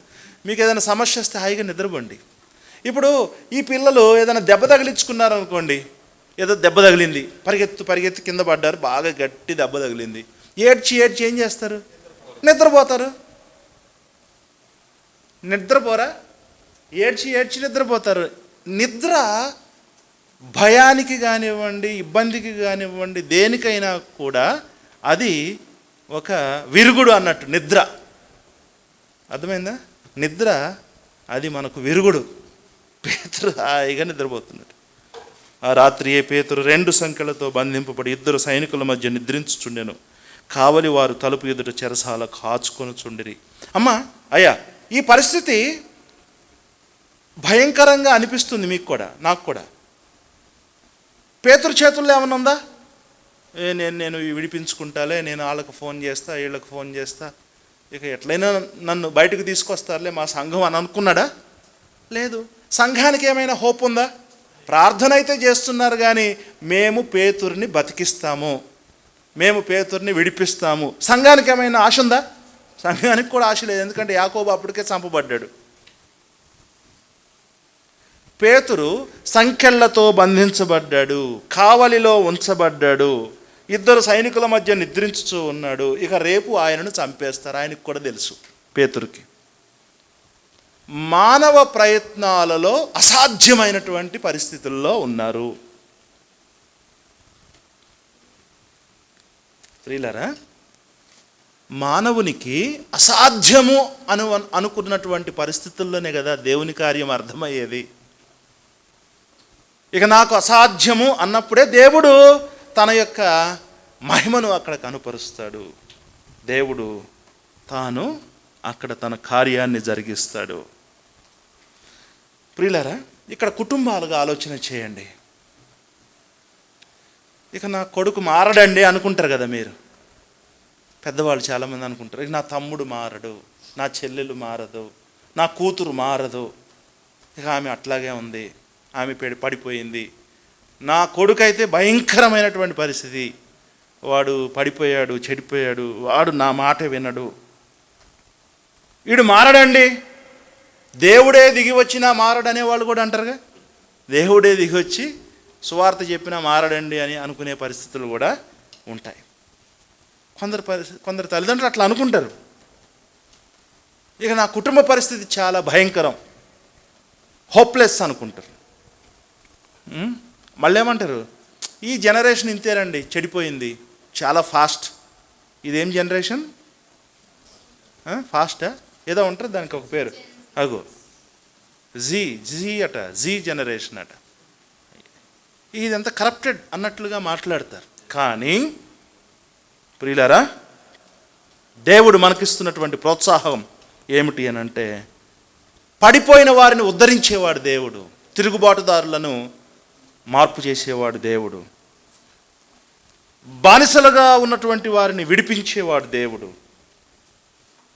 అవిశ్వాసులను విశ్వాసులుగా మార్చేది దేవుడు, కూలిపోయినటువంటి కుటుంబాలను తిరిగి కట్టేది దేవుడు, ఆత్మీయముగా చచ్చినటువంటి వారిని బ్రతికించేది దేవుడు. ఇది ఎట్లా తెలుసండి అంటారా? 7వ వచనం నుండి చూడండి. ఇదిగో ప్రభువు దూత అతని దగ్గర నిలిచెను, అతడుండిన గదిలో వెలుగు ప్రకాశించెను. దూత పేతురు ప్రక్కన తట్టి త్వరగా లేమ్మని చెప్పి అతను లేపగా సంకెళ్ళు అతని చేతుల నుండి ఊడిపడెను. అప్పుడు దూత అతనితో, నీవు నడుము కట్టుకొని చెప్పులు తొడుక్కొనమనెను. అతడు అలాగూ చేసిన తర్వాత దూత, నీ వస్త్రం పైన వేసుకుని నా వెంబడి రమ్మని అతనితో చెప్పెను. అతడు వెలుపలకు వచ్చి దూత వెంబడి వెళ్ళి దూత వలన జరిగినది నిజముగా జరిగినని గ్రహింపక తనకు దర్శనము కలిగినని తలంచెను. మొదటి కావలిని 2వ కావలిని దాటి పట్టణమునకు పోవు ఇనుపు గవని వద్దకు వచ్చినప్పుడు దానంతటా అదే వారికి తెరుచుకొనిను. వారు బయలుదేరి ఒక వీధి దాటిన వెంటనే దూత అతనిని విడిచిపోయెను. పేతురుకు తెలివి వచ్చి ప్రభువు తన దూతను పంపి హేరోదు చేతిలో నుండి యూదులను ప్రజలు నాకు చేయనుద్దేశించిన వాటన్నిటి నుండి నన్ను తప్పించి ఉన్నాడని ఇప్పుడు నాకు నిజముగా తెలియను అని అనుకొనెను. అంటే పేతురుకు అసాధ్యం, సంఘానికి అసాధ్యం. Humanly speaking it was impossible. అసాధ్యమైనటువంటి క్రియలో దేవుని జోక్యం చూశారా? దేవుడు ఏం చేశాడు? ఒక దూతను పంపించాడు, వెలుగు ప్రకాశించింది. పేతురు లే అంటే పేతురు లేచాడు, నడు అంటే నడిచాడు, వెళ్ళిపోయాడు బయటికి. దర్శనం అనుకుంటున్నాడు పేతురు. ఆఖరికి గుర్తొచ్చింది, తెలివి వచ్చినప్పుడు ఓహో, దేవుడు తన దూతను పంపించి నన్ను హేరోదు చేతిలో నుండి తప్పించాడని నాకు ఇప్పుడు తెలుసు. అది దేవుని కార్యం. కనుక దేవుని బిడ్డలారా, మనము ఏ పరిస్థితిలోనూ కూడా విశ్వాసాన్ని కోల్పోవద్దు, ఆశను చంపుకోవద్దు, నిరీక్షణను విడిచిపెట్టొద్దు. పేతురు నిద్రపోతున్నాడంటే దేవుని నమ్మలేదంటారా? నమ్మే ఉంటాడు. విశ్వాసంతోనే బ్రతికిన పేతురు కదా. ఏదో యేసు ప్రభువును 3 సార్లు కాదు అన్నాడు, కానీ తర్వాత ఎంతో విశ్వాసంతో, భూమిని తలక్రిందులు చేసే విశ్వాసంతో పేతురు బ్రతికాడు. దేవుడు కాపాడుతాడని విశ్వాసంతోనే చక్కగా నిద్రపోయాడు. కనుక దేవుని బిడ్డలారా, తల్లిదండ్రులైనటువంటి వారు ప్రత్యేకంగా యాంగ్జైటీ అనే దాన్ని విడిచిపెట్టండి. యాంగ్జైటీ, ఆతృత, అమ్మో ఏమైద్ది అంటారు కదా. ఈ యాంగ్జైటీని ఏం చేయాలి? మనం విడిచిపెట్టాలి. విశ్వాసంతో యాంగ్జైటీని నింపాలి, దాన్ని తప్పించాలి. ఆ ఆతృతను, ఆ చింతను, దాన్ని మనం విశ్వాసంతో రీప్లేస్ చేయాలన్నట్టు. అందుకే పేతురే అంటున్నాడు, 1 పేతురు 5:7, నీ చింత యావత్తు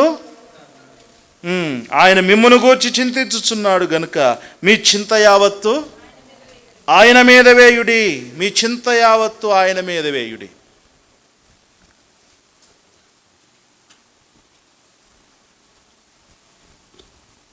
ప్రియులారా, ఒక గ్రామంలో ఒక పెద్ద మనిషి ఉందట, ఒక ముసలమ్మ. చర్చ్కి వచ్చింది. చర్చ్కి వస్తే ఇట్లానే చింతలు మీకొద్దు, చింతలు మీరు పడవద్దు, అది ఇది అంటే ఆమందంట, అయ్యా మా చింతలన్నీ కొట్టేశారు అందట. అంటే అలాగే చింత చెట్లు ఉంటాయి, రోడ్డు వైడనింగ్లో చింతలన్నీ కొట్టేశారట. చూసారా? అట్లా చింతలన్నీ పోవాలన్నట్టు. ఈయన మాట్లాడుతున్న చింత ఇది, ఆమె అనుకున్న చింత చెట్లు. చింతలన్నీ కొట్టేశారని చెప్పిందంట. మనం కూడా చింతలన్నీ కొట్టేసేయాలి. అర్థమైందండి? ఇక్కడ పేతురు చక్కగా బయటపడ్డాడు, బయటకు వచ్చాడు. కుటుంబాలుగా, తల్లిదండ్రులుగా దేవుడు మనకిచ్చినటువంటి బాధ్యతను మనము నెరవేర్చాలి.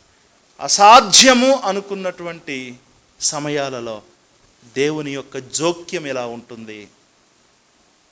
మనలను దేవుడు తప్పిస్తాడు. కుటుంబాలను బాగు చేస్తాడు. 12వ వచనం చూడండి. ఇట్లు ఆలోచించుకొని అతడు మార్కు అను మారుపేరు గల యోహాను తల్లి అయిన మరియ ఇంటికి వచ్చెను. అక్కడ అనేకులు కూడి ప్రార్థన చేయుచు ఉండిరి. అనేకులు ప్రార్థన చేయుచు ఉండిరి. ప్రియులారా, ఇక్కడ ఒక కుటుంబాన్ని చూస్తున్నాం మనం. ఎవరిది ఆ కుటుంబం? మార్కు, మరియ కుమారుడు మార్కు అను మారు పేరు గల యోహాను. మరియ తన ఇల్లును దేని కొరకు తెరచింది? మరియ తన ఇల్లును ప్రార్థన కొరకు, సహవాసము కొరకు తెరచి ఉంచింది. యోహాను తల్లి అయిన మరియ ఇంటికి వచ్చెను. అక్కడ అనేకులు కూడి ప్రార్థన చేయొచ్చు. అనేకులు కూడి ప్రార్థన చేస్తూ ఉన్నారట. అమ్మా, మన ఇంట్లో అనేకులు కూడి ప్రార్థన చేసి ఎన్ని రోజులు అయింది? అనేకులు కూడి వచ్చి మన ఇంట్లో ఎన్ని రోజులైంది ప్రార్థన చేసి? ఎన్ని రోజులైంది బైబిల్ చదివి? ఎన్ని రోజులైంది సహవాసం చేసి? నీ ఇల్లు అనేకులు వచ్చి ప్రార్థించే గృహంగా ఉందా? అట్లనే అబద్ధ బోధకులను తీసుకొచ్చి నీ ఇంట్లో ప్రార్థనలు జరిగించని నేను చెప్పట్లేదు. ఇప్పుడు సంఘం అన్నప్పుడు మన సంఘంలో ఒక సమస్య వచ్చింది. ఆ సమస్యను మీరు పరిష్కరించుకోవటానికి ఏం చేయాలి? ప్రార్థన చేయాలి. మరి సంఘంగా కూడి ప్రార్థన చేస్తున్నామా? మన ఇల్లు సంఘమంతా కలిసి వచ్చి ప్రార్థన చేయటానికి మనం తెరచి ఉంచుతున్నామా? అసలు మన ఇంట్లోకి ఎవరైనా వస్తారా? ఏమ్మా, పాస్టర్ గారి ఇంట్లోకి అందరూ తిరుగుతారు అటు ఇటు. మరి నీ ఇంట్లో అందరూ తిరగగలుగుతారా? వచ్చి ఆలోచన చేయండి. నా ఇంట్లో నా విశ్వాస సమూహం అంతా వచ్చి చక్కగా సహవాసం చేయగలుగుతారా? గేటు దగ్గర నుంచి అటేనా? అది చూడాలి, మనం ఆలోచన చేయాలి. ఇక్కడ మరియ తన ఇంటిని అనేకుల కొరకు తెరచి ఉంచింది. ఇప్పుడు పేతురు కూడా విడిపించబడగానే ఎక్కడికి వెళ్ళాడు? మరియ ఇంటికే వెళ్ళాడు కదా. అంటే అక్కడే ఉంటారని ఆయనకు కూడా తెలుసు. దీనిని బట్టి మనకు అర్థమయ్యేది ఏమిటి అని అంటే, తల్లిదండ్రులైనటువంటి వారు తమ యొక్క ఇళ్లను సహవాసము కొరకు, ఆరాధన కొరకు, ప్రార్థన కొరకు వారు తెరచి ఉంచాలి. ఈ మరియ ఇల్లు ఏమైంది? మరియ ఇల్లు ప్రార్థనా గృహముగా మారింది. మరియ ఇల్లు సహవాసపు కేంద్రముగా మారింది. మరియ ఇల్లు విశ్వాసులకు ఆధారముగా మారింది. విశ్వాసులకు ఆశ్రయముగా మారింది. కనుక దేవుని బిడ్డలారా, మన గృహం విశ్వాసులకు ఆధారముగా, ఆశ్రయముగా ఉన్నదా అని మనము చూడాలి. మన ఇండ్లలో ఏమేమి జరుగుతాయి? మన ఇండ్లలో ఈటింగ్ అండ్ స్లీపింగ్, తినటం, నిద్రపోవటం, ఈ రెండేనా? మన ఇండ్లలో ఈ రెండే పనులు జరగాల? ఇంకా ఎక్కువ పనులు ఏమి జరగొద్దా? ప్రియులారా, మన ఇండ్లలో ఆరాధన జరగాలి. మన ఇండ్లలో బైబిల్ పఠనం జరగాలి. మన ఇండ్లలో ప్రార్థన జరగాలి. మన ఇళ్లలో ఒకరిని ఒకరు ఆదరించటం జరగాలి. మన ఇండ్లలో దైవికమైనటువంటి సంభాషణలు జరగాలి. అమ్మా, సంఘంలో జరిగిద్ది, పాస్టర్ గారి ఇంట్లో జరిగిద్ది తప్పకుండా. మరి మీ ఇంట్లో ఒక ఇద్దరు కలిసి వచ్చారనుకోండి, ఎవరిని గురించి మాట్లాడుకుంటారు? యేసుప్రభువుని గురించి మాట్లాడతారా? మీ గురించి మాట్లాడతారా? మూడో వ్యక్తి గురించి మాట్లాడతారా? ఇదిగో అక్క నీకు తెలుసా అంటారు. వెళ్ళటమే ఎవరి గురించో. అంతే. మన ముచ్చట్లలో పరాయి వాళ్ళే ఉంటారు కానీ ప్రభువు ఉండడు, మనది కూడా ఏమీ ఉండదు. కనుక దేవుని బిడ్డలారా, మనము కుటుంబ సభ్యులముగా, తల్లిదండ్రులముగా మన ఇండ్లు ప్రార్థనకు, ఆరాధనకు, సువార్తకు కేంద్రాలుగా మనం ఉపయోగించాలి. అది మన ఇండ్లలో ఆత్మీయ వాతావరణాన్ని మనం కల్పించాలి. బైబిల్ స్టడీని మనం ప్రారంభించాలి. బైబిల్ రీడింగ్ మనం నేర్పించాలి. ఈ పిల్లలకు బైబిల్ చదవటం రావాలి. అబ్బాయి, బైబిల్ చదవటం మీకు ఇప్పటి నుండే రావాలి. తప్పులు లేకుండా చదవాలి, స్పష్టంగా చదవాలి. ఏది ఎప్పుడు చదవాలో చక్కగా మనం నేర్చుకోవాలి. చూసారా, పిల్లలకు మనం ఆతిథ్యం ఇవ్వటం కూడా నేర్పించాలి. ఏం నేర్పించాలండి? ఆతిథ్యం ఇవ్వటం నేర్పించాలి పిల్లలకు తల్లిదండ్రులు క్రీస్తును కేంద్రముగా చూపించాలి. హీ ఈజ్ ద హోస్ట్ అని చూపించాలి. మనకు యేసు ప్రభువు పోషకుడా, అతిథా? ఏమ్మా, ఆయన గెస్టా, హోస్టా? యేసు ప్రభు హోస్టా, గెస్టా? చాలామంది గెస్ట్ అని పెట్టుకుంటారు. హీ ఈజ్ అవర్ గెస్ట్ అంటే గెస్ట్ కాదు. ఆయన మనకెవరు? ఆయన మనకు హోస్ట్. యేసు ప్రభువే మన పోషకుడు, ఆయనే మన పోషకుడు అని మనం నేర్పించాలి. దేవుని బిడ్డలారా, నేటి దినాన కుటుంబ సభ్యులైనటువంటి వారి ఇండ్లలో చాలా చాలా నిశ్శబ్దం ఉంటుంది. చాలా సైలెంట్గా ఉంటున్నారు ఆత్మీయంగా. ప్రార్థన లేకుండా, వాక్యం లేకుండా. చిన్నపిల్లలకు ఏం తెలుసు? చిన్నతనం నుండి ఏం వింటున్నారంటే మ్యూజిక్ వింటున్నారు. లోకపరమైనటువంటి మ్యూజిక్. వాదనలు వింటారు, ఆర్గ్యుమెంట్స్ వింటారు. తల్లిదండ్రులు తిట్టుకోవటం వింటారు, కొట్టుకోవటం చూస్తారు, వాదించుకోవటం చూస్తారు. జరగదంటారా? పిల్లల ముందు ఇవి జరగట్లేదంటారా? క్రైస్తవ కుటుంబాల్లో. కనుక దేవుని బిడ్డలారా, వాక్యము కంటే ఎక్కువ మన ఇండ్లలో చాలా కార్యక్రమాలు జరుగుతూ ఉన్నాయి. కనుక మనం చాలా జాగ్రత్తగా చూడాలి. ఇక్కడ మరియ ఇంట్లో అనేకులు కూడి ప్రార్థన చేస్తూ ఉన్నారు. అది పేతురు వచ్చాడు, తలుపు కొడుతున్నాడు. ఒక చిన్నది గుర్తించింది పేతురు స్వరాన్ని. చూడండి 13వ వచనం. అతడు తలవాకిట తలుపు తట్టుచుండగా రోదే అను ఒక చిన్నది ఆలకించుటకు వచ్చెను. ఆమె పేతురు స్వరము గుర్తుపట్టి సంతోషము చేత తలుపు తీయక లోపలకు పరిగెత్తుకొని పోయి పేతురు తలుపు దగ్గర నిల్చున్నాడని తెలిపాను. అందుకు వారు, నీవు పిచ్చిదా అని అనిరి. ప్రార్థన చేసేది దేనికి? ఏమండి, వాళ్ళు ప్రార్థన చేసేది దేనికి? ప్రార్థన చేసేది పేతురుని విడిపించడానికే కదా. ప్రభువా, దేవా, ప్రభువా, పేతురుని విడిపించయ్యా, పేతురు కొరకే ప్రార్థన చేస్తున్నారు కదా. పేతురు ద్వారం దగ్గర నిలబడి తలుపు తట్టుచూ ఉంటే నమ్మారా? అంటే దీంట్లో ఏంటంటే తెలుసా అర్థం? మనము నమ్మదగని వారమైనను ఆయన మాత్రం నమ్మదగిన వాడుగానే ఉన్నాడు. నువ్వు ఎంత అవిశ్వాసంతో దేవాదేవా, విశ్వాసం లేకుండానే దేవాదేవా అన్నా దేవుడు తన కార్యాలను తాను చేస్తాడు. చాలామంది అంటారు, నా విశ్వాసంతో అన్నీ చేశానంటారు. ఎక్కడ విశ్వాసం? ఇక్కడ తెలుస్తుంది కదా. సంఘం అయితే ఆసక్తి ఉన్నది, కలిసికట్టుగా ప్రార్థన చేస్తున్నారు, దేవునికే ప్రార్థన చేస్తున్నారు. కానీ విన్నారా?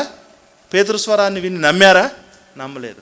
ఆ చిన్నది గుర్తుపట్టి సంతోషంతో వెనక్కు పరిగెత్తి అందరికీ చెప్పినా సరే వాళ్ళు ఏమన్నారు? నీవు పిచ్చిదానివి అన్నారు. పిచ్చిదానివి అంటమే కాదు, అయితే తాను చెప్పిందే నిజమని ఆమె దృఢంగా చెప్పినప్పుడు వారు అతన్ని దూత అనిరి.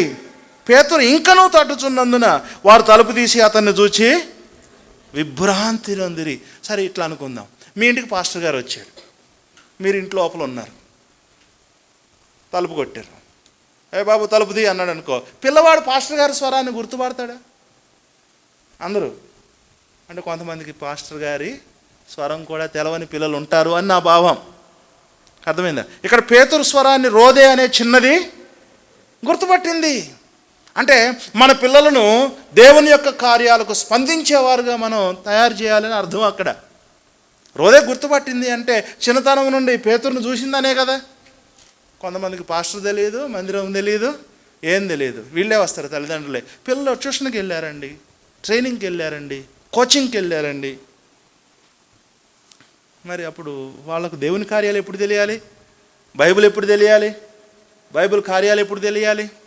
కనుక దేవుని బిడ్డలారా, పిల్లలు దేవుని కార్యాలు గుర్తుపట్టే విధంగా మనం ప్రవర్తించాలి, మనం ప్రయత్నం చేయాలి. ఇక్కడ ఇంకొక విషయం కూడా, ఆమె గుర్తుపట్టిన తలుపు తీయలేదుగా, పరిగెత్తింది లోపలికి. ఆమెనేం పిచ్చిది అన్నారు. ఇక నేను చెప్పిందే నిజం అని గట్టిగా చెప్పినప్పుడు వారు వచ్చి చూశారు, తలుపు తీశారు, విభ్రాంతి నొందారు. అంటే వారు అవిశ్వాసంతో ఉండినప్పటికీ కూడా దేవుడైతే తన కార్యాన్ని తాను చేసినట్లుగా మనము చూడవచ్చు. దేవుని బిడ్డలారా, చిన్న బిడ్డలైనటువంటి వారు ప్రార్థనలో, సహవాసంలో, ఆరాధనలో, దేవుని మీద ఆధారపడటంలో వారు ఎదగాలి. ఈ కాలంలో పిల్లలు ఎట్లా ఉన్నారండి? నటించట్లేదా? పిల్లలైనా పెద్దవాళ్ళు కూడా నటిస్తున్నారా అమ్మా? పిల్లలైనా పెద్దవాళ్ళు కూడా నటిస్తున్నారా? అందరూ నటిస్తూనే ఉన్నారు.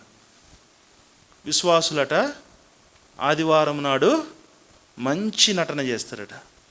విశ్వాసులైనటువంటి వారు ఆరాధనలో మంచిగా అభినయిస్తారట. అంతేనా ఏమ్మా? మనం ఆదివారం భక్తులమా? నిజంగా చెప్పండి, మీరందరూ ఆదివారం భక్తులేనా? అన్ని రోజులు భక్తులేనా? మందిరంలోనే భక్తులా? ఇంటి దగ్గర కూడా భక్తులేనా? నేను ఇంటి దగ్గర భక్తున్నే, మందిరంలో భక్తున్నే, కానీ రోడ్డు మీద కాదంటారా? అట్లుండొద్దు ప్రియులారా. ఆరాధించటం, వర్షిప్ అంటే ఏంటో తెలుసా? వర్షిప్ అంటే సండే యాక్టివిటీ కాదు. It's not at all A Sunday activity worship అంటే. మరి ఏంటి? Worship is your life style, నీ జీవిత విధానం. జీవిత విధానం అనేది మారుతుందా? ఇంటి దగ్గర ఒకలాగా, మందిరంలో ఒకలాగా, మందిరంలోకి వచ్చి ప్రైజ్ ద లార్డ్ అంటారు. ఇంటి దగ్గర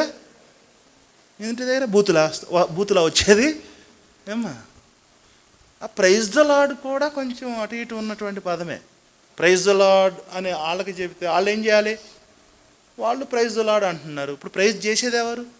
కనుక వందనాలు చెప్పుకోవడం మంచి మర్యాద అని కొంత ఒక భావం. దాన్ని మీరు ఎట్లయినా తీసుకోండి, దానికి ఇబ్బంది లేదు, సరేనా? ఇప్పుడు నేను ప్రైజ్ ద లార్డ్ అంటున్నా, మీరు కూడా ప్రైజ్ ద లార్డ్ అంటున్నారు. ఇప్పుడు ప్రైజ్ చేసేది ఎవరు అనేది ఒక ఆలోచన ఉన్నది. దాన్ని మీరు ఆలోచన చేయండి. అయితే చిన్న బిడ్డలు, పెద్దవారు అందరూ కూడా ఏం చేస్తున్నారు?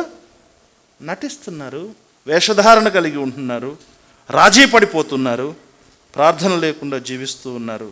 ఫెయిత్ అనేది చాలా బలహీనంగా అయిపోతూ ఉంది. మరి తల్లిదండ్రుల యొక్క బాధ్యత ఏంటి? తల్లిదండ్రుల యొక్క బాధ్యత ఏమిటి అని అంటే, మనమందరము కూడా విశ్వాసులముగా మన ఇండ్లలో ప్రార్థనలు జరిగించాలి. మనమందరం మన పిల్లలకు మాదిరిగా మనము ఉండాలి. ప్రియులారా, తల్లి ఏడవంగా బిడ్డ ఏం చేస్తుంది అమ్మా? తల్లి ఏడవంగా బిడ్డ నవ్వుతుందా? నవ్వదు. తల్లి ఏడిస్తే బిడ్డ కూడా ఏడుస్తుంది. తల్లి చీపురు పడితే, తల్లి చీపురు కట్ట పట్టుకుందనుకో ఊడవటానికి, బిడ్డ ఏం చేస్తుంది? బిడ్డ కూడా ఏదో ఒకటి చిన్నది ఏదైనా పట్టుకుంటుంది, ఊడ్చినట్లన్నా చేస్తుంది.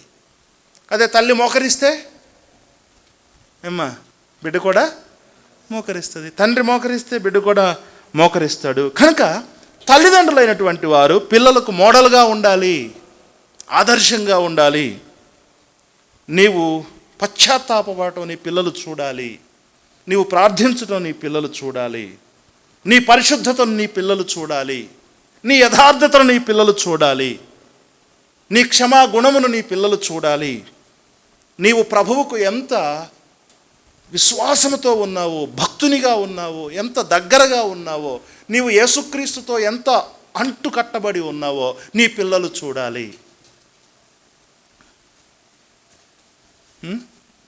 మన పిల్లలు మనల్ని చూస్తారు. కనుక దేవుని బిడ్డలారా, మనం ఒక ఆదర్శప్రాయమైన కుటుంబముగా జీవించుదాం. మనలను మన పిల్లలు పరీక్షిస్తూ ఉంటారు. వాళ్ళ ఎదుట మన దీనత్వాన్ని ప్రదర్శించుదాం. అంటే నటించడం కాదు, మళ్ళా పిల్లల దగ్గర నటించడం కాదు. దీనులముగా ఉందాం, ప్రార్థనాపరులముగా ఉందాం, పరిశుద్ధత కలిగిన వారముగా ఉందాం, యథార్థత కలిగిన వారముగా ఉందాం. క్రీస్తునకు మనము విశ్వాస పాత్రులముగా మనము ఉందాం. 17వ వచనం, అతడు ఊరకుండుడని వారికి చేసైగ చేసి, ప్రభువు తన్ను చెరసాలలో నుండి ఎలాగు తీసుకొని వచ్చినో వారికి వివరించి యాకోబునకును సహోదరులకును ఈ సంగతులు తెలియజేయడని చెప్పి బయలుదేరి వేరొక చోటికి వెళ్ళింది. అమ్మ, పేతురు ఏం చేశాడు ఇక్కడ? ప్రభువు నన్ను ఇలా విడిపించాడు అని అందరికీ వివరించాడు. ఊరుకోండి మీరేమి గోల చేయకండి. మనమైతే ఏం చేస్తాం తెలుసా? డీజే పెడతాం, ఇక డప్పులు చెప్పిస్తాం, ఇంకా పటాకులు పేలుస్తాం. చూసావా నేను ఎట్లా విడిపించబడ్డానో అనం. ఏమంటాం? చూసావా నేను ఎట్లా విడిపించుకున్నానో, నన్ను నేను ఎట్లా కావలి వారిని పడగొట్టి వచ్చేసానో. మన బాధలు ఇవి. కానీ పేతురు అట్లా చేయలేదు. పేతురు ఏం చేశాడు తెలుసా? దేవుని యొక్క సార్వభౌమాధికారాన్ని గుర్తించాడు, దేవుని యొక్క శక్తిని గుర్తించాడు. ప్రియులారా, తల్లిదండ్రులు, కుటుంబ సభ్యులు దేవుని యొక్క సార్వభౌమాధికారాన్ని గుర్తించాలి. కుటుంబము మీద ఎవరిది అధికారం? ఫ్యామిలీ మీద అధికారం ఎవరిది? దేవునిది. దేవుని యొక్క గొప్పతనం క్రింద మనం అందరము ఉన్నాము అని మనము ఎరిగిన వారముగా మనము జీవించాలి. ప్రియులారా, మన అదుపులో అన్నీ ఉండవు. ఉంటాయా? మన అదుపులో ఏముంటుందండి? ఒక చీమన్న ఉంటుందా నీ అదుపులో? చీమ, దోమ, ఎలుక చిన్నయ్యే ఉండవు, ఇంకా పెద్ద ఏముంటాయి? మన అదుపులో ఏమీ ఉండవు. అది గమనించాలి, గుర్తించాలి. మన అదుపులో ఏమీ ఉండవు, దేవుని అదుపులో సమస్తము ఉంటాయి అని మనం గుర్తించాలి. దేవుని చిత్తానికే మనం సమర్పించుకోవాలి, దేవుని చిత్తానికే సమస్తము లోబడి బ్రతుకుతుంది అని మనం గమనించాలి. కనుక దేవుని బిడ్డలారా, కుటుంబాలుగా మనం ఏం చేయాలి? ప్రభువు యొక్క అధికారానికి లోబడాలి, దేవుని యొక్క జ్ఞానానికి మనం సమర్పించుకోవాలి, పిల్లలకు నేర్పించాలి, దేవుని మీద ఆధారపడటం నేర్పించాలి. తల్లిదండ్రులైన వారు, పెద్దవారు, యవనస్తులు కూడా, మీకంటే చిన్నపిల్లలు ఉంటారు కదా ఇంట్లో, మీరు ఏం చేయాలో తెలుసా? ఏం నేర్పించాలో తెలుసా? మనము వస్తువుల మీద కాదు ఆధారపడాల్సింది, వస్తు మోజు కాదు మనం నేర్పించాల్సింది, కానీ ఆత్మీయ అభివృద్ధిని మనం నేర్పించాలి. ఏమి నేర్పించాలండి? ఆత్మీయ అభివృద్ధిని గురించి మనం నేర్పించాలి.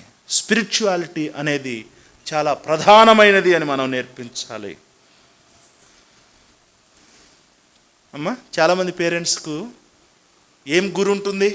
నా పిల్లలు బాగా విద్యావంతులు అవ్వాలి, ఎడ్యుకేషన్, కెరియర్, వాళ్ళు చాలా ఉన్నతమైనటువంటి ఉద్యోగస్తులు అవ్వాలి, బాగా డబ్బు సంపాదించాలి, సక్సెస్ సాధించాలి. ప్రియులరా, ఇందాక అమ్మగారు ప్రార్థన చేశారు, ప్రభువా ఒకడు లోకమంతా సంపాదించుకొని ప్రాణం పోగొట్టుకుంటే ఆడికి ఏం మిగులుతుంది ప్రభువా? అర్థమైందా? అంత సంపాదించుకొని ప్రాణం పోగొట్టుకుంటే ఏం లాభం? బాగా చదివాం, బాగా డబ్బు వచ్చింది, సక్సెస్ వచ్చింది, కానీ ఆత్మ నరకానికి పోయింది కదా, ఏం లాభం? కనుక చాలా జాగ్రత్తగా ఆలోచన చేయాలి. దేవుడు నిన్ను ఏం కోరుకుంటున్నదో తెలుసా? నీ పిల్లలను ఎంత సక్సెస్ వైపు తీసుకెళ్ళావో కోరడో, ఎంత ఆధ్యాత్మికంగా నడిపించావో దేవుడు చూస్తాడు, ఎంత ఆత్మీయంగా నువ్వు పెంచావో దేవుడు నిన్ను చూస్తాడు. అమ్మా, నా పిల్లలు ఎంత సక్సెస్ అయ్యారు అని నువ్వు చెప్పుకుంటే బాగుంటుందా? నా పిల్లలు ఎంత బుద్ధిమంతులండి, ఎంత భక్తిపరులండి అని చెప్పుకుంటే బాగుంటుందా? అర్థమైందిగా? కనుక దేవుని బిడ్డలారా, ఇక్కడ ఫ్యామిలీ మీద ఆధిపత్యం ఎవరిది? దేవునిదే. ప్రభువు తన్ను ఎట్లా విడిపించాడో పేతురు చక్కగా వివరించి చెప్పాడు. దేవుని బిడ్డలారా, ఈరోజు మనకు కొన్ని పాఠాలు ఏమిటి అని అంటే, మీరందరూ కూడా, అయ్యగారు మాత్రమే నాయకుడు కాదు, ఆత్మీయంగా ఎవరి గృహములో వారు మీరు ఆత్మీయ నాయకులుగా మారాలి. మీ కుటుంబానికి మీరు ఆత్మీయ నాయకులు. Be spiritual leaders. యెహోషువ అంటాడు, నేనును నా ఇంటి వారును యెహోవాను సేవిస్తా. మీరు ఎట్లన్నా పోండి, నాకు తెలియదు, నేను నా ఇంటి వారు యెహోవాను సేవిస్తాము. అది రావాలి. నేను నా ఇంటి వారు యేసు ప్రభువునందు విశ్వాసంతో జీవిస్తాము. తల్లిదండ్రుల బాధ్యత అది. నేను నా ఇంటికి ఆత్మీయమైనటువంటి నాయకుడిని, నేనే లీడర్ అన్నట్లుగా నీవు ఉండాలి. లీడర్ ఏం చేయాలి? ఫ్యామిలీ ప్రేయర్ నడిపించాలి, ప్రార్థనలు జరిగించాలి, బలియాగాలు అర్పించాలి. బలియాగాలంటే గొర్రెలను కోళ్ళను కోయటం కాదు, స్తుతి అర్పణ అర్పించాలి, జిహ్వ ఫలమును అర్పించాలి, వాళ్ళ కొరకు నీవు ఒక మాదిరిగా జీవించాలి. నీ పిల్లలను లోక ప్రభావము పడకుండా నువ్వు కాపాడాలి. ఎట్లా కాపాడతావు ఇక చూడు. అమ్మ, దోమలు రాకుండా మెష కొడతావు కదా, కొట్టవా గుడ్ నైట్ పెడతావు కదా, ఆల్ అవుట్ పెడతావు కదా, ఇంకేమేమి తీసుకుంటావు జాగ్రత్తలు? ఇంట్లోకి పాములు రాకుండా, అమ్మ చీమలు రాకుండా. చీమలు కనపడితే ఏం చేస్తావు? ఏదో రేఖ రాస్తావు కదా అక్కడ. ఏంటిది అది? లక్ష్మణ రేఖ ఏదంటారు కదా, రాస్తావా? మరి పిల్లల్లో చెడు మాటలు కనిపిస్తున్నాయి, ఏం చేయాలి? చెడు చూపులు కనిపిస్తున్నాయి, ఏం చేయాలి? ఇంకా ఏం చేయాలో అది నీకు తెలుసు. చీమలు వస్తే అయితే తొందరగా రెస్పాండ్ అవుతావు. మరి దీనికి రెస్పాండ్ కావా? ప్రియులారా, చెడు స్నేహం, చెడు అలవాట్లు, చెడు బోధలు, దుర్బోధలు, సంఘంలో దుర్బోధలు ఉంటున్నాయి. మీరు వీడియోలు ఓపెన్ చేయండి, ఎన్ని దుర్బోధలో. మా దగ్గర ఒక ఆయన, నేను అడిగా, బాబాయ్ మరి ఏంటి నువ్వు సంఘానికి వెళ్ళట్లేదు, ఎందుకు చర్చికి వెళ్ళట్లేదు అంటే, ఏం సంఘానికి వెళ్ళమంటావు? సంఘానికి వెళ్ళాలంటే మీసాలు తీసేయాలట. ఎక్కడుంది అది బైబిల్లో? నువ్వు చర్చికి రావాలంటే మీసాలు తీసేయి అని ఉందా? అందుకు చర్చికి వెళ్ళట్లేదట ఆయన. ఇప్పుడు మనం ఒకవేళ ఆ ఊరు అయితే అందరూ మీసాలు తీసుకుని వెళ్ళాలి సంఘానికి. ఇది ఎంత ఘోరం! బైబిల్ ఎక్కడైనా ఉందా మీసాలు తీసుకునే మందిరానికి రండి అని? మరి ఇప్పుడు ఈయన చర్చికి వెళ్ళట్లేదు, అందుకే ఉన్నది అదే చర్చ్ అట. మరి మా పిన్నిని అడిగా, అమ్మ నువ్వెందుకు సంఘానికి చర్చికి వెళ్ళట్లేదు అని అంటే, ఏం చేయాలి? ఎప్పుడు చూసినా తెల్లచీరే కట్టాలట. ఎప్పుడు చూసినా తెల్లచీరే కట్టాలండి, ఎక్కడ కట్టుకుంటారా అంటది ఆమె. ఈ బోధలని ఏంటి? మనుషులు పెట్టుకున్నాయి. మనుషులు తమ పెదవుల చేత దేవుని ఆరాధిస్తున్నారు, మనుషు పద్ధతులను దైవోపదేశములుగా భావిస్తున్నారు, హృదయం దేవునికి దూరంగా పెట్టారు. కనుక నీ ఇల్లును నువ్వు కాపాడుకోవాలి, నీ కుటుంబాన్ని నీవు కాపాడుకోవాలి. దుర్బోధలు రాకుండా, జ్వరం రాకుండా కాపాడుకుంటావు, దగ్గు రాకుండా కాపాడుకుంటావు. అంటే భౌతిక పరంగానేమో కాపాడుతావు, ఆత్మీయంగా వదిలేస్తావా? దేవుడు చూసుకుంటాడులే అంటావా? కాదు, నీ జాగ్రత్తలు నువ్వు తీసుకోవాలి. నీ పిల్లలతో నువ్వు సమయం గడపాలి. పిల్లలతో ఏం చేయాలండి? సమయం గడపాలి. నీ పిల్లలతో కలిసి ప్రార్థన చేయాలి, పిల్లలతో కలిసి ఆడుకోవాలి, పిల్లలతో కలిసి బైబుల్ చదవాలి. మార్కు సువార్త అంటే ఇక్కడి నుంచి పట్టకూడదు. ఇట్లా మార్కు సువార్త అంటే ఇక్కడి నుంచి పడితే ఏమైంది? ఏమండి? ప్రకటన గ్రంథం అంటే కూడా ఇక్కడి నుంచే పడితే ఇట్లా. ప్రకటన గ్రంథం చివరిగా ఉండేది. ఇక నువ్వు అట్లానే చేసి నీ పిల్లలు అట్లానే చేస్తే ఇంకెప్పుడు నేర్చుకునేది? అట్లా పట్టేవాళ్ళు లేరా? ఏమ్మా, యోహాను సువార్త అన్నారు అనుకోండి, ఇక్కడి నుంచి పట్టుకొస్తారు. ఇట్లా దొరికితే లేతలేదు. 2 సార్లు చూస్తారు, మూసేస్తారు. జరిగేది మీకు తెలవందేముంది, నేను చెప్పాలి కొత్తగా. 2 సార్లు చూస్తారు అట్టిట్లా, 3వసారి మానేస్తారు. ఇది దొరకలేదు అన్నట్టు. మనం పిల్లలకు నేర్పించాలి. Daily teach the word of God. Daily దేవుని యొక్క వాక్యాన్ని మనము ప్రతిరోజు ప్రతి క్షణం నేర్పించాలి. పిల్లలకు క్రమశిక్షణ నేర్పించాలి. అమ్మ, మీ పిల్లలను కొడతారా? బెత్తం వాడాలి అంటే బెత్తం వాడేది చావాలని వాడతారా? లేదు, వారికి బుద్ధి రావాలని వారికి బెత్తంతో క్రమశిక్షణ నేర్పిస్తారు. ప్రార్థన చేయాలి వారి కొరకు. అమ్మ, ఒక మాట చివరిగా, మీ ఇల్లు ఎట్లా ఉండాలి తెలుసా? లైట్ హౌస్ లాగా ఉండాలి. ఎట్లా ఉండాలి? లైట్ హౌస్, దీపస్తంభంలాగా ఉండాలి. అనేక మంది నీ ఇంటికి రావాలి. ఆ దీపస్తంభాన్ని చూసావు, ఇగో ఈ వాడలో ఏముంటుంది, ఈ అక్క ఉంటుంది, ప్రార్థన చేస్తుంది, బైబిల్ చదువుతుంది, నేను వెళ్తే బైబిల్ చదివి వినిపిస్తుంది, ఇగో అన్న ఉంటాడు, సువార్త చెబుతాడు, వాక్యం చెబుతాడు. మన ఇల్లు లైట్ హౌస్ లాగా ఉండాలి. ప్రియులారా, అట్లా ఉందా? ప్రయత్నం చేద్దాం, దేవుడు సహాయం చేస్తాడు. మన ఇల్లు ఎట్లా ఉండాలి తెలుసా? ఒక పుష్పముల తోటలాగా ఉండాలి, గార్డెన్ లాగా ఉండాలి. గార్డెన్ లాగా ఉంటుంది, కానీ కలుపు తీయకపోతే, గార్డెన్లో కలుపు తీయకపోతే ఏది పెరిగిద్ది ఎక్కువ? కలుపు తొందరగా పెరిగిద్ది. కలుపుకు పురుగు మందులు కొట్టవసరం లేదు, కలుపుకు ఎరువులైన అవసరం లేదు, కలుపు అదే పెరిగిద్ది. అదే ఒక పూల మొక్క అయితే దానికి ఎరువేయాలి, దాని చుట్టూ కలుపు తీయాలి, దానికి నీళ్లు పోయాలి. కానీ కలుపుకి ఏం చేయవసరంలా, ఫ్రీ, అదే పెరిగిద్ది. నీవు గనక నీ తోటను శ్రద్ధ తీసుకోకపోతే చీడపీడ పురుగులన్నీ దాంట్లోనే ఉంటాయి. నీ తోటలో చెట్లు లేక మొక్కలు చచ్చిపోతాయి. ప్రియులారా, నీ ఇంటి పట్ల, నీ గృహం పట్ల, నీ కుటుంబం పట్ల నువ్వు శ్రద్ధ తీసుకోకపోతే పాపం మెల్లగా పెరిగిద్ది. పాపం ఎట్లా పెరిగిద్ది? చక్కగా క్యాన్సర్ లాగా పెరిగిద్ది. పులిసిన పిండి ముద్దంతని చెడగొట్టినట్లుగా మంచిగా కొంచెం కొంచెం కొంచెం ఇల్లంతటిని చెడగొడుతుంది. లోకం నీ ఇల్లంతా కూడా వ్యాప్తి చెందుతుంది. నీ విశ్వాసం బలహీనమైపోతుంది. ప్రియులారా, ఒక ఆయన అంటాడు, నీ ప్రార్థన జీవితం నీ ఇంటిని మారుస్తుంది అంటాడు. ఏ పిల్లవాడైతే ఇంట్లో ప్రార్థన చేయటం నేర్చుకుంటాడో ఊర్లో ధైర్యంగా నిలబడతాడట. ప్రార్థన చేయటం నేర్చుకున్నవాడు ఎట్లా నిలబడతాడు? ధైర్యంగా నిలబడతాడు. ప్రార్థన చేయటం నేర్చుకోకపోతే ధైర్యంగా నిలబడతాడా? లోకంలో నిలబడలేడు. ప్రియులరా, ఇంకొక సేవకుడు అంటాడు, దేవుడు తల్లిదండ్రులకు బాధ్యతనిచ్చాడు. ఏం బాధ్యతో తెలుసా? సక్సెస్ఫుల్ చిల్డ్రన్ని పెంచమని కాదు, గాడ్లీ చిల్డ్రన్ని పెంచమని. అమ్మా, నా పిల్లవాడు ఐపీఎస్ ఐఏఎస్ అని చెప్పుకుంటే మంచిదే, బాగానే ఉంటుంది.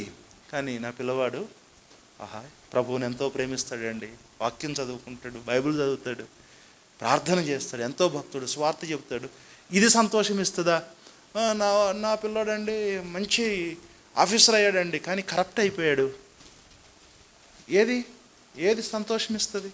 అర్థమైంది కదా. దేవుడు మనల్ని ఎందుకు పిలిచాడు అంటే సక్సెస్ఫుల్ చిల్డ్రన్ని పెంచమని కాదు, గాడ్లీ చిల్డ్రన్ని పెంచమని. కనుక దేవుని బిడ్డలారా, ప్రతి కుటుంబానికి ఇప్పుడు ఉన్నటువంటి అవసరత ఏంటంటే డబ్బు కాదు, ధనం కాదు, సంపద కాదు. ప్రతి కుటుంబానికి ఉన్న అవసరత ఏంటంటే కుటుంబంలో రక్షణ. ఏమంటే కుటుంబంలో ఏముండాలి? రక్షణ ఉండాలి. Salvation is needed. అది నెసెసిటీ ఏంటంటే సాల్వేషన్. అదే కదా మధ్యాహ్నం కూడా మనకు అనుకున్నది. మన అత్యవసరత ఏంటి? యవనస్తులకు, చిన్నబిడ్డలకు you must be born again. నూతనముగా జన్మించాలి, తిరిగి జన్మించాలి, మారు మనస్సు పొందాలి. కనుక దేవుని బిడ్డలారా, మనము ప్రభువులో జీవిస్తూ ఉంటే ప్రభువులో మనం ఆనందిస్తూ ఉంటాము. ప్రభువు రక్షిస్తాడు, ప్రభువు విమోచిస్తాడు, ప్రభువు క్షమిస్తాడు, ప్రభువు పగిలిపోయిన హృదయాలను ఆదరిస్తాడు. బద్దలైపోయినటువంటి బండలాంటి హృదయాలను చక్కగా ఆయన కరుణిస్తాడు. కుటుంబాలను ఏకతాటిపైకి తీసుకొస్తాడు. అందరికీ కూడా ఎంతో నిత్య జీవపు నిరీక్షణను ఆయన ప్రసాదిస్తాడు. కనుక ఈ అపోస్తలుల కార్యముల గ్రంథం 12వ అధ్యాయం మనకు ఏం నేర్పిస్తుంది? ప్రార్థన నేర్పిస్తుంది. దేవుని యొక్క గొప్ప కార్యాన్ని చూపిస్తుంది. సంఘం ఎంతటి భయంకరమైన పరిస్థితుల్లో ఉన్నదో మనకు తెలియజేస్తుంది. దాంట్లో నుండి మనం కుటుంబానికి ఏమేమి కావాలో మనం చూసుకున్నామన్నట్టు. ఇక్కడ కుటుంబం కనిపిస్తుందా, కనిపించట్లేదా? కుటుంబం కనిపిస్తుందండి. అనేకులు ఒక కుటుంబంగా వచ్చారు. ఎవరింటికి వచ్చారు? మార్కు అను మారు పేరు గల యోహాను తల్లి అయిన మరియ ఇంటికి వచ్చారు. ఏం చేశారు? ముచ్చట్లు చెప్పుకున్నారా అమ్మా? ఏం చేశారు? ప్రార్థన. అనేకులు కూడి ప్రార్థన చేశారు. ప్రార్థనకే మనం సమయం ఇవ్వాలి, ప్రార్థన మనము చేయాలి.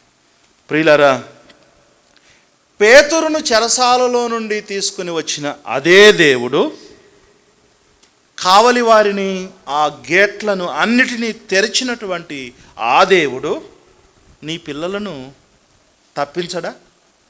నీ ఇంటి వారిని తప్పించడా అమ్మా? మీ కుటుంబాలను ఉద్ధరించడా? చెప్పండి. మీ కుటుంబాలను బలపరచడా? తల్లిదండ్రులను కొంచెం ఆ విధంగా ప్రభు కృపలోనికి నడిపించడా? కుటుంబాలను కాపాడడా? కాపాడతారు. కానీ మనం ఏం చేయాలి అని అంటే ప్రార్థన చేయాలి. ఏం చేయాలండి? ప్రార్థన చేయాలి. మన ఇండ్లు ప్రార్థనకు కేంద్రాలుగా తెరవబడాలి. ఒక మాట చెప్పుకున్నాం కదా, మన ఇల్లు ఎట్లా ఉండాలి, మన గృహం ఎట్లా ఉండాలి, మన కుటుంబం ఎట్లా ఉండాలి? Light house. వైట్ హౌసా లైట్ హౌసా? లైట్ హౌసే అన్నారా? వైట్ హౌస్ అంటే మళ్ళీ ట్రంప్ ఇల్లు అవుతుంది అది. అట్లొద్దు. మన ఇల్లు ఎట్లుండాలి? లైట్ హౌస్, దీపస్తంభములాగా ఉండాలి. అది దారి చూపేదిగా ఉండాలి, ఆశ్రయం ఇచ్చేదిగా ఉండాలి, ఆధారమైనదిగా మన ఇల్లు ఉండాలి. అట్లా ఉంటుందా? ప్రార్థన చేద్దామా? ఏమండి ఈ పరిస్థితి లేదంటారా మన ఇళ్ళల్లో?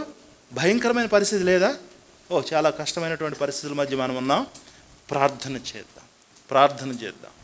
ఎవరైతే అటువంటి పరిస్థితుల్లో ఉన్నారో వాళ్ళని అట్లానే విడిచిపెట్టక వాళ్ళ కొరకు అందరం కలిసి ప్రార్థన చేద్దామంటారా? దేవుడు తప్పకుండా కార్యం చేస్తాడా చేయడా? దేవుడు జోక్యం చేసుకుని తన యొక్క కార్యాలను ఆయన చేస్తాడు. ప్రార్థన చేద్దాం. తలలు వంచండి, కళ్ళు మూసుకునండి. ప్రభు సన్నిధిలో మనము ప్రార్థన చేద్దాం.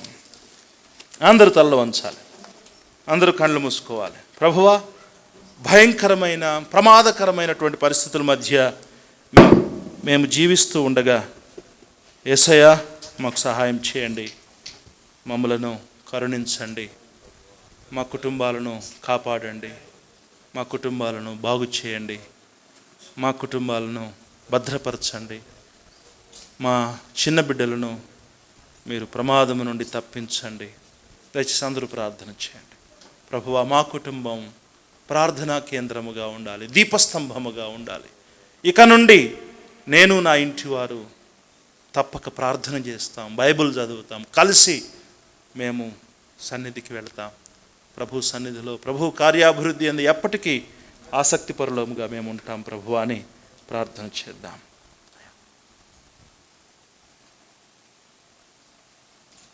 ప్రార్థన చేసుకుందాం. మన నిజమైన అవసరతని ఎరిగి ప్రభు మనతో మాట్లాడుకుంటూ వచ్చారు. దేవుడు స్పష్టముగా తన దాసుని ముఖాంతరములో నుంచి, అపోస్తలుల కార్యముల గ్రంథం 12వ అధ్యాయంలో నుంచి 19 వచనాల్లో ఉన్న సంగతులు మన కుటుంబాలకు అన్వయిస్తూ, మనము ఏ అవసరతలో ఉన్నామో, ఎటువంటి భయంకరమైన పరిస్థితుల్లో ఉన్నామో ఎరిగినటువంటి ప్రభు మనతో మాట్లాడుతూ వచ్చిన విధానాన్ని బట్టి మనల్ని మనం దేవునికి అప్పగించుకుందాం. ప్రభువా, నిజమే ఈ అవసరత మేము కలిగి ఉన్నాం, మా స్థితి మా గతెరిగి మీరు మాట్లాడారు. ప్రభువా, మీ పాదముల ఎద్దుకు వచ్చి మమ్మల్ని మేము సమర్పించుకుంటున్నాం, మమ్మల్ని మీకు అప్పగించుకుంటున్నాం. ప్రభువా, దయచేసి నోరు తెచ్చి ప్రార్థన చేద్దామా? ఒక్క నిమిషంలో మనం ఈ స్థలం నుంచి మనము సెలవు తీసుకుందాం. నోరు తెరిచి చిన్న ప్రార్థన చేయండి. దేవుని సన్నిధిలో మనం నటించేవారుగా ఉండకూడదు, దేవుని సన్నిధిలో మనం యాక్ట్ చేసేవారుగా ఉండొద్దు. ఆయన సన్నిధిలో మనము రియల్గా మనము ఆయన సన్నిధిలో తగ్గించుకోవాలి. నిజంగా మన కుటుంబాల్లో పరిస్థితులు ఎలా ఉన్నాయి? నేటి సమాజంలో పిల్లలు వెళ్తున్నప్పుడు వారు ఏం నేర్చుకుంటున్నారు? దాని కొరకు తల్లిదండ్రులుగా మన బాధ్యతలో మనం ఎంత విఫలమైపోయామో, మనం ఎంత ఫెయిల్ అయిపోయామో ప్రభు దంతాసుల ద్వారా మాట్లాడుతూ వచ్చారు. అవును ప్రభువా, నా కుటుంబాన్ని నడిపించట్లో నేను ఓడిపోయాను, నేను ఫెయిల్ అయిపోయాను. ప్రభువా, దయతో క్షమించండి. ప్రభువా, ఇదిగో మీ సన్నిధిని నేను కలిగి ఉండటంలో విఫలమయ్యాను. ఇదిగో వారిని ప్రయోజకులు చేయటంలో నేను ఇదే పనిగా ఉంటున్నాను, కానీ వారిని ఆత్మ సంబంధమైన విధానంలో నడిపించట్లో నేను ఫెయిల్ అయిపోతున్నాను. దయతో క్షమించండి. నిజముగా మీరు ఆశించినటువంటి ఆ దీపస్తంభపు ఇంటి వలె ప్రభువా, మీరు మమ్మల్ని సిద్ధపరచండి, మా గృహాలను సిద్ధపరచండి, మా యొక్క వ్యక్తిగత జీవితాలను సిద్ధపరచండి, మా ప్రార్థన జీవితాలను సిద్ధపరచండి. ప్రభువా, మీ సహాయం కొరకు వస్తున్నాము. అదిగో సంఘము ఆసక్తితో ప్రార్థన చేస్తుంది.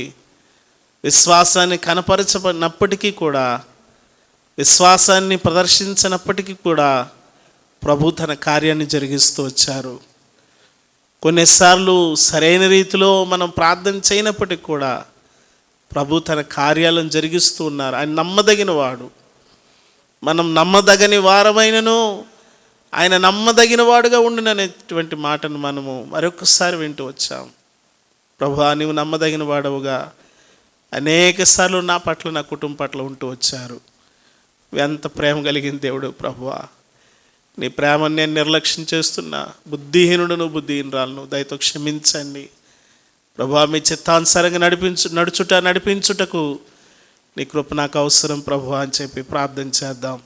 మహాపరిశుద్ధుడు అయిన మా తండ్రి, ప్రేమ కలిగిన నాయన, మహోన్నతుడా, జీవాధిపతి, ఘనమైన మా స్వామి, మీ పరిశుద్ధమైన పాదాలకు వందనాలు.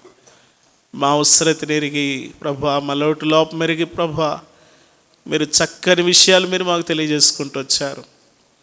నా ఆత్మీయ జీవితంలో ప్రభువా, మేము ఒరిగిపోయిన స్థితి, మేము జారిపోయిన స్థితి ప్రభువా మీకు స్పష్టంగా తెలుసును. మీరు మాకు అందించిన మీ మాటలను బట్టి హృదయం అంతటితో నాయన మీ ఎదుట సాగిలపడుచున్నాము, నమస్కారం చెల్లిస్తూ ఉన్నాం ప్రభువా. మీకు విధేయులమవుతున్నాం ప్రభువా. మా గృహాలను ప్రభువా ఇదిగో భక్తి కలిగినటువంటి ప్రభువా, అనేకులకు వెలుగునిచ్చేటువంటి గృహాలుగా మా కుటుంబాలను, మా గృహాలను సిద్ధపరచుకోవాలని మీరు మాకు తెలియజేసుకుంటూ వచ్చిన మీ మాటలన్నిటిని బట్టి వందనాలు నాయన. మీ సన్నిధిలో ప్రభువా, నీ బిడ్డలమైన మేము చేసుకునే తీర్మానాల్లో ప్రభువా స్థిరతను దయచేయండి ప్రభువా, స్థిరతను దయచేయండి ప్రభువా. ఎవరైతే ప్రభువా తమ హృదయాలను మీ సన్నిధిలో సమర్పించుకుంటూ యథార్థమైన మనసుతో మీ సన్నిధిలో ప్రార్థన చేస్తూ ఉన్నారో వారందరినీ కూడా మీరు బలపరచండి ప్రభువా. అందులో నిలిచి ఫలించుటకు, వృద్ధి చెందుటకు సహాయం చేయండి ప్రభువా. ప్రభువా, మా తండ్రి తొట్టిల్లకుండా కాపాడి మీ హస్తాలకు మమ్మల్ని, మా కుటుంబాలను అప్పగించుకుంటూ ప్రభువా ఇదిగో వాక్యం అందించిన మీ దాసులను, వారి పరిచర్యను, వారి కుటుంబాలను మీరు దీవించి ఆస్వాదించండి ప్రభువా. ఈ దినం మీరు మాకు ఇచ్చిన ఈ సందేశాలన్నిటిని బట్టి మా హృదయం అంతటితో మీకు వందనాలు చెల్లిస్తూ, స్తుతి, మహిమ, ఘనత, ప్రభావములు మీకు మాత్రమే ఆరోపిస్తూ మమ్మల్ని మేము తగ్గించుకుంటూ మీ నామాన్ని హెచ్చిస్తూ యేసుక్రీస్తు పరిశుద్ధ నామములో మిక్కిలి వినయంతో బ్రతిమాలి వేడుకొనిచున్నాం తండ్రి. ఆమేన్, ఆమేన్. పరలోకమందున్న మా తండ్రి, నామం పరిశుద్ధపరచబడును గాక, మీ రాజ్యం వచ్చును గాక, మీ చిత్తం పరలోకమంది అలాగో భూమి అందలాగా నెరవేరును గాక. కావలసిన ఆహారం నేడు మాకు దయచేయము, మరణస్తులు మేము క్షమించిన ప్రకారం మనం క్షమించము, మన శోధనలోకి తేగకేను తప్పించు. రాజ్యము, బలము, మహిమ నిరంతరము నీవై ఉన్నవి తండ్రి. మన తండ్రి అయిన దేవుని యొక్క ప్రేమయు, ఆయన కుమారుడు ఒకే ఒక రక్షకుడు యేసుక్రీస్తు ప్రభువారి దివ్యమైన మహాకృపయు, పరిశుద్ధాత్మ దేవుని యొక్క సన్నిధి, సమాధానము, క్షేమము కూడిన మనకి పరిచర్యలున్న ప్రతి కుటుంబానికి ఒక లైట్ హౌస్ వలె సిద్ధపరచడానికి పరిశుద్ధాత్మ దేవుడు సహాయం చేసి నడిపించును గాక.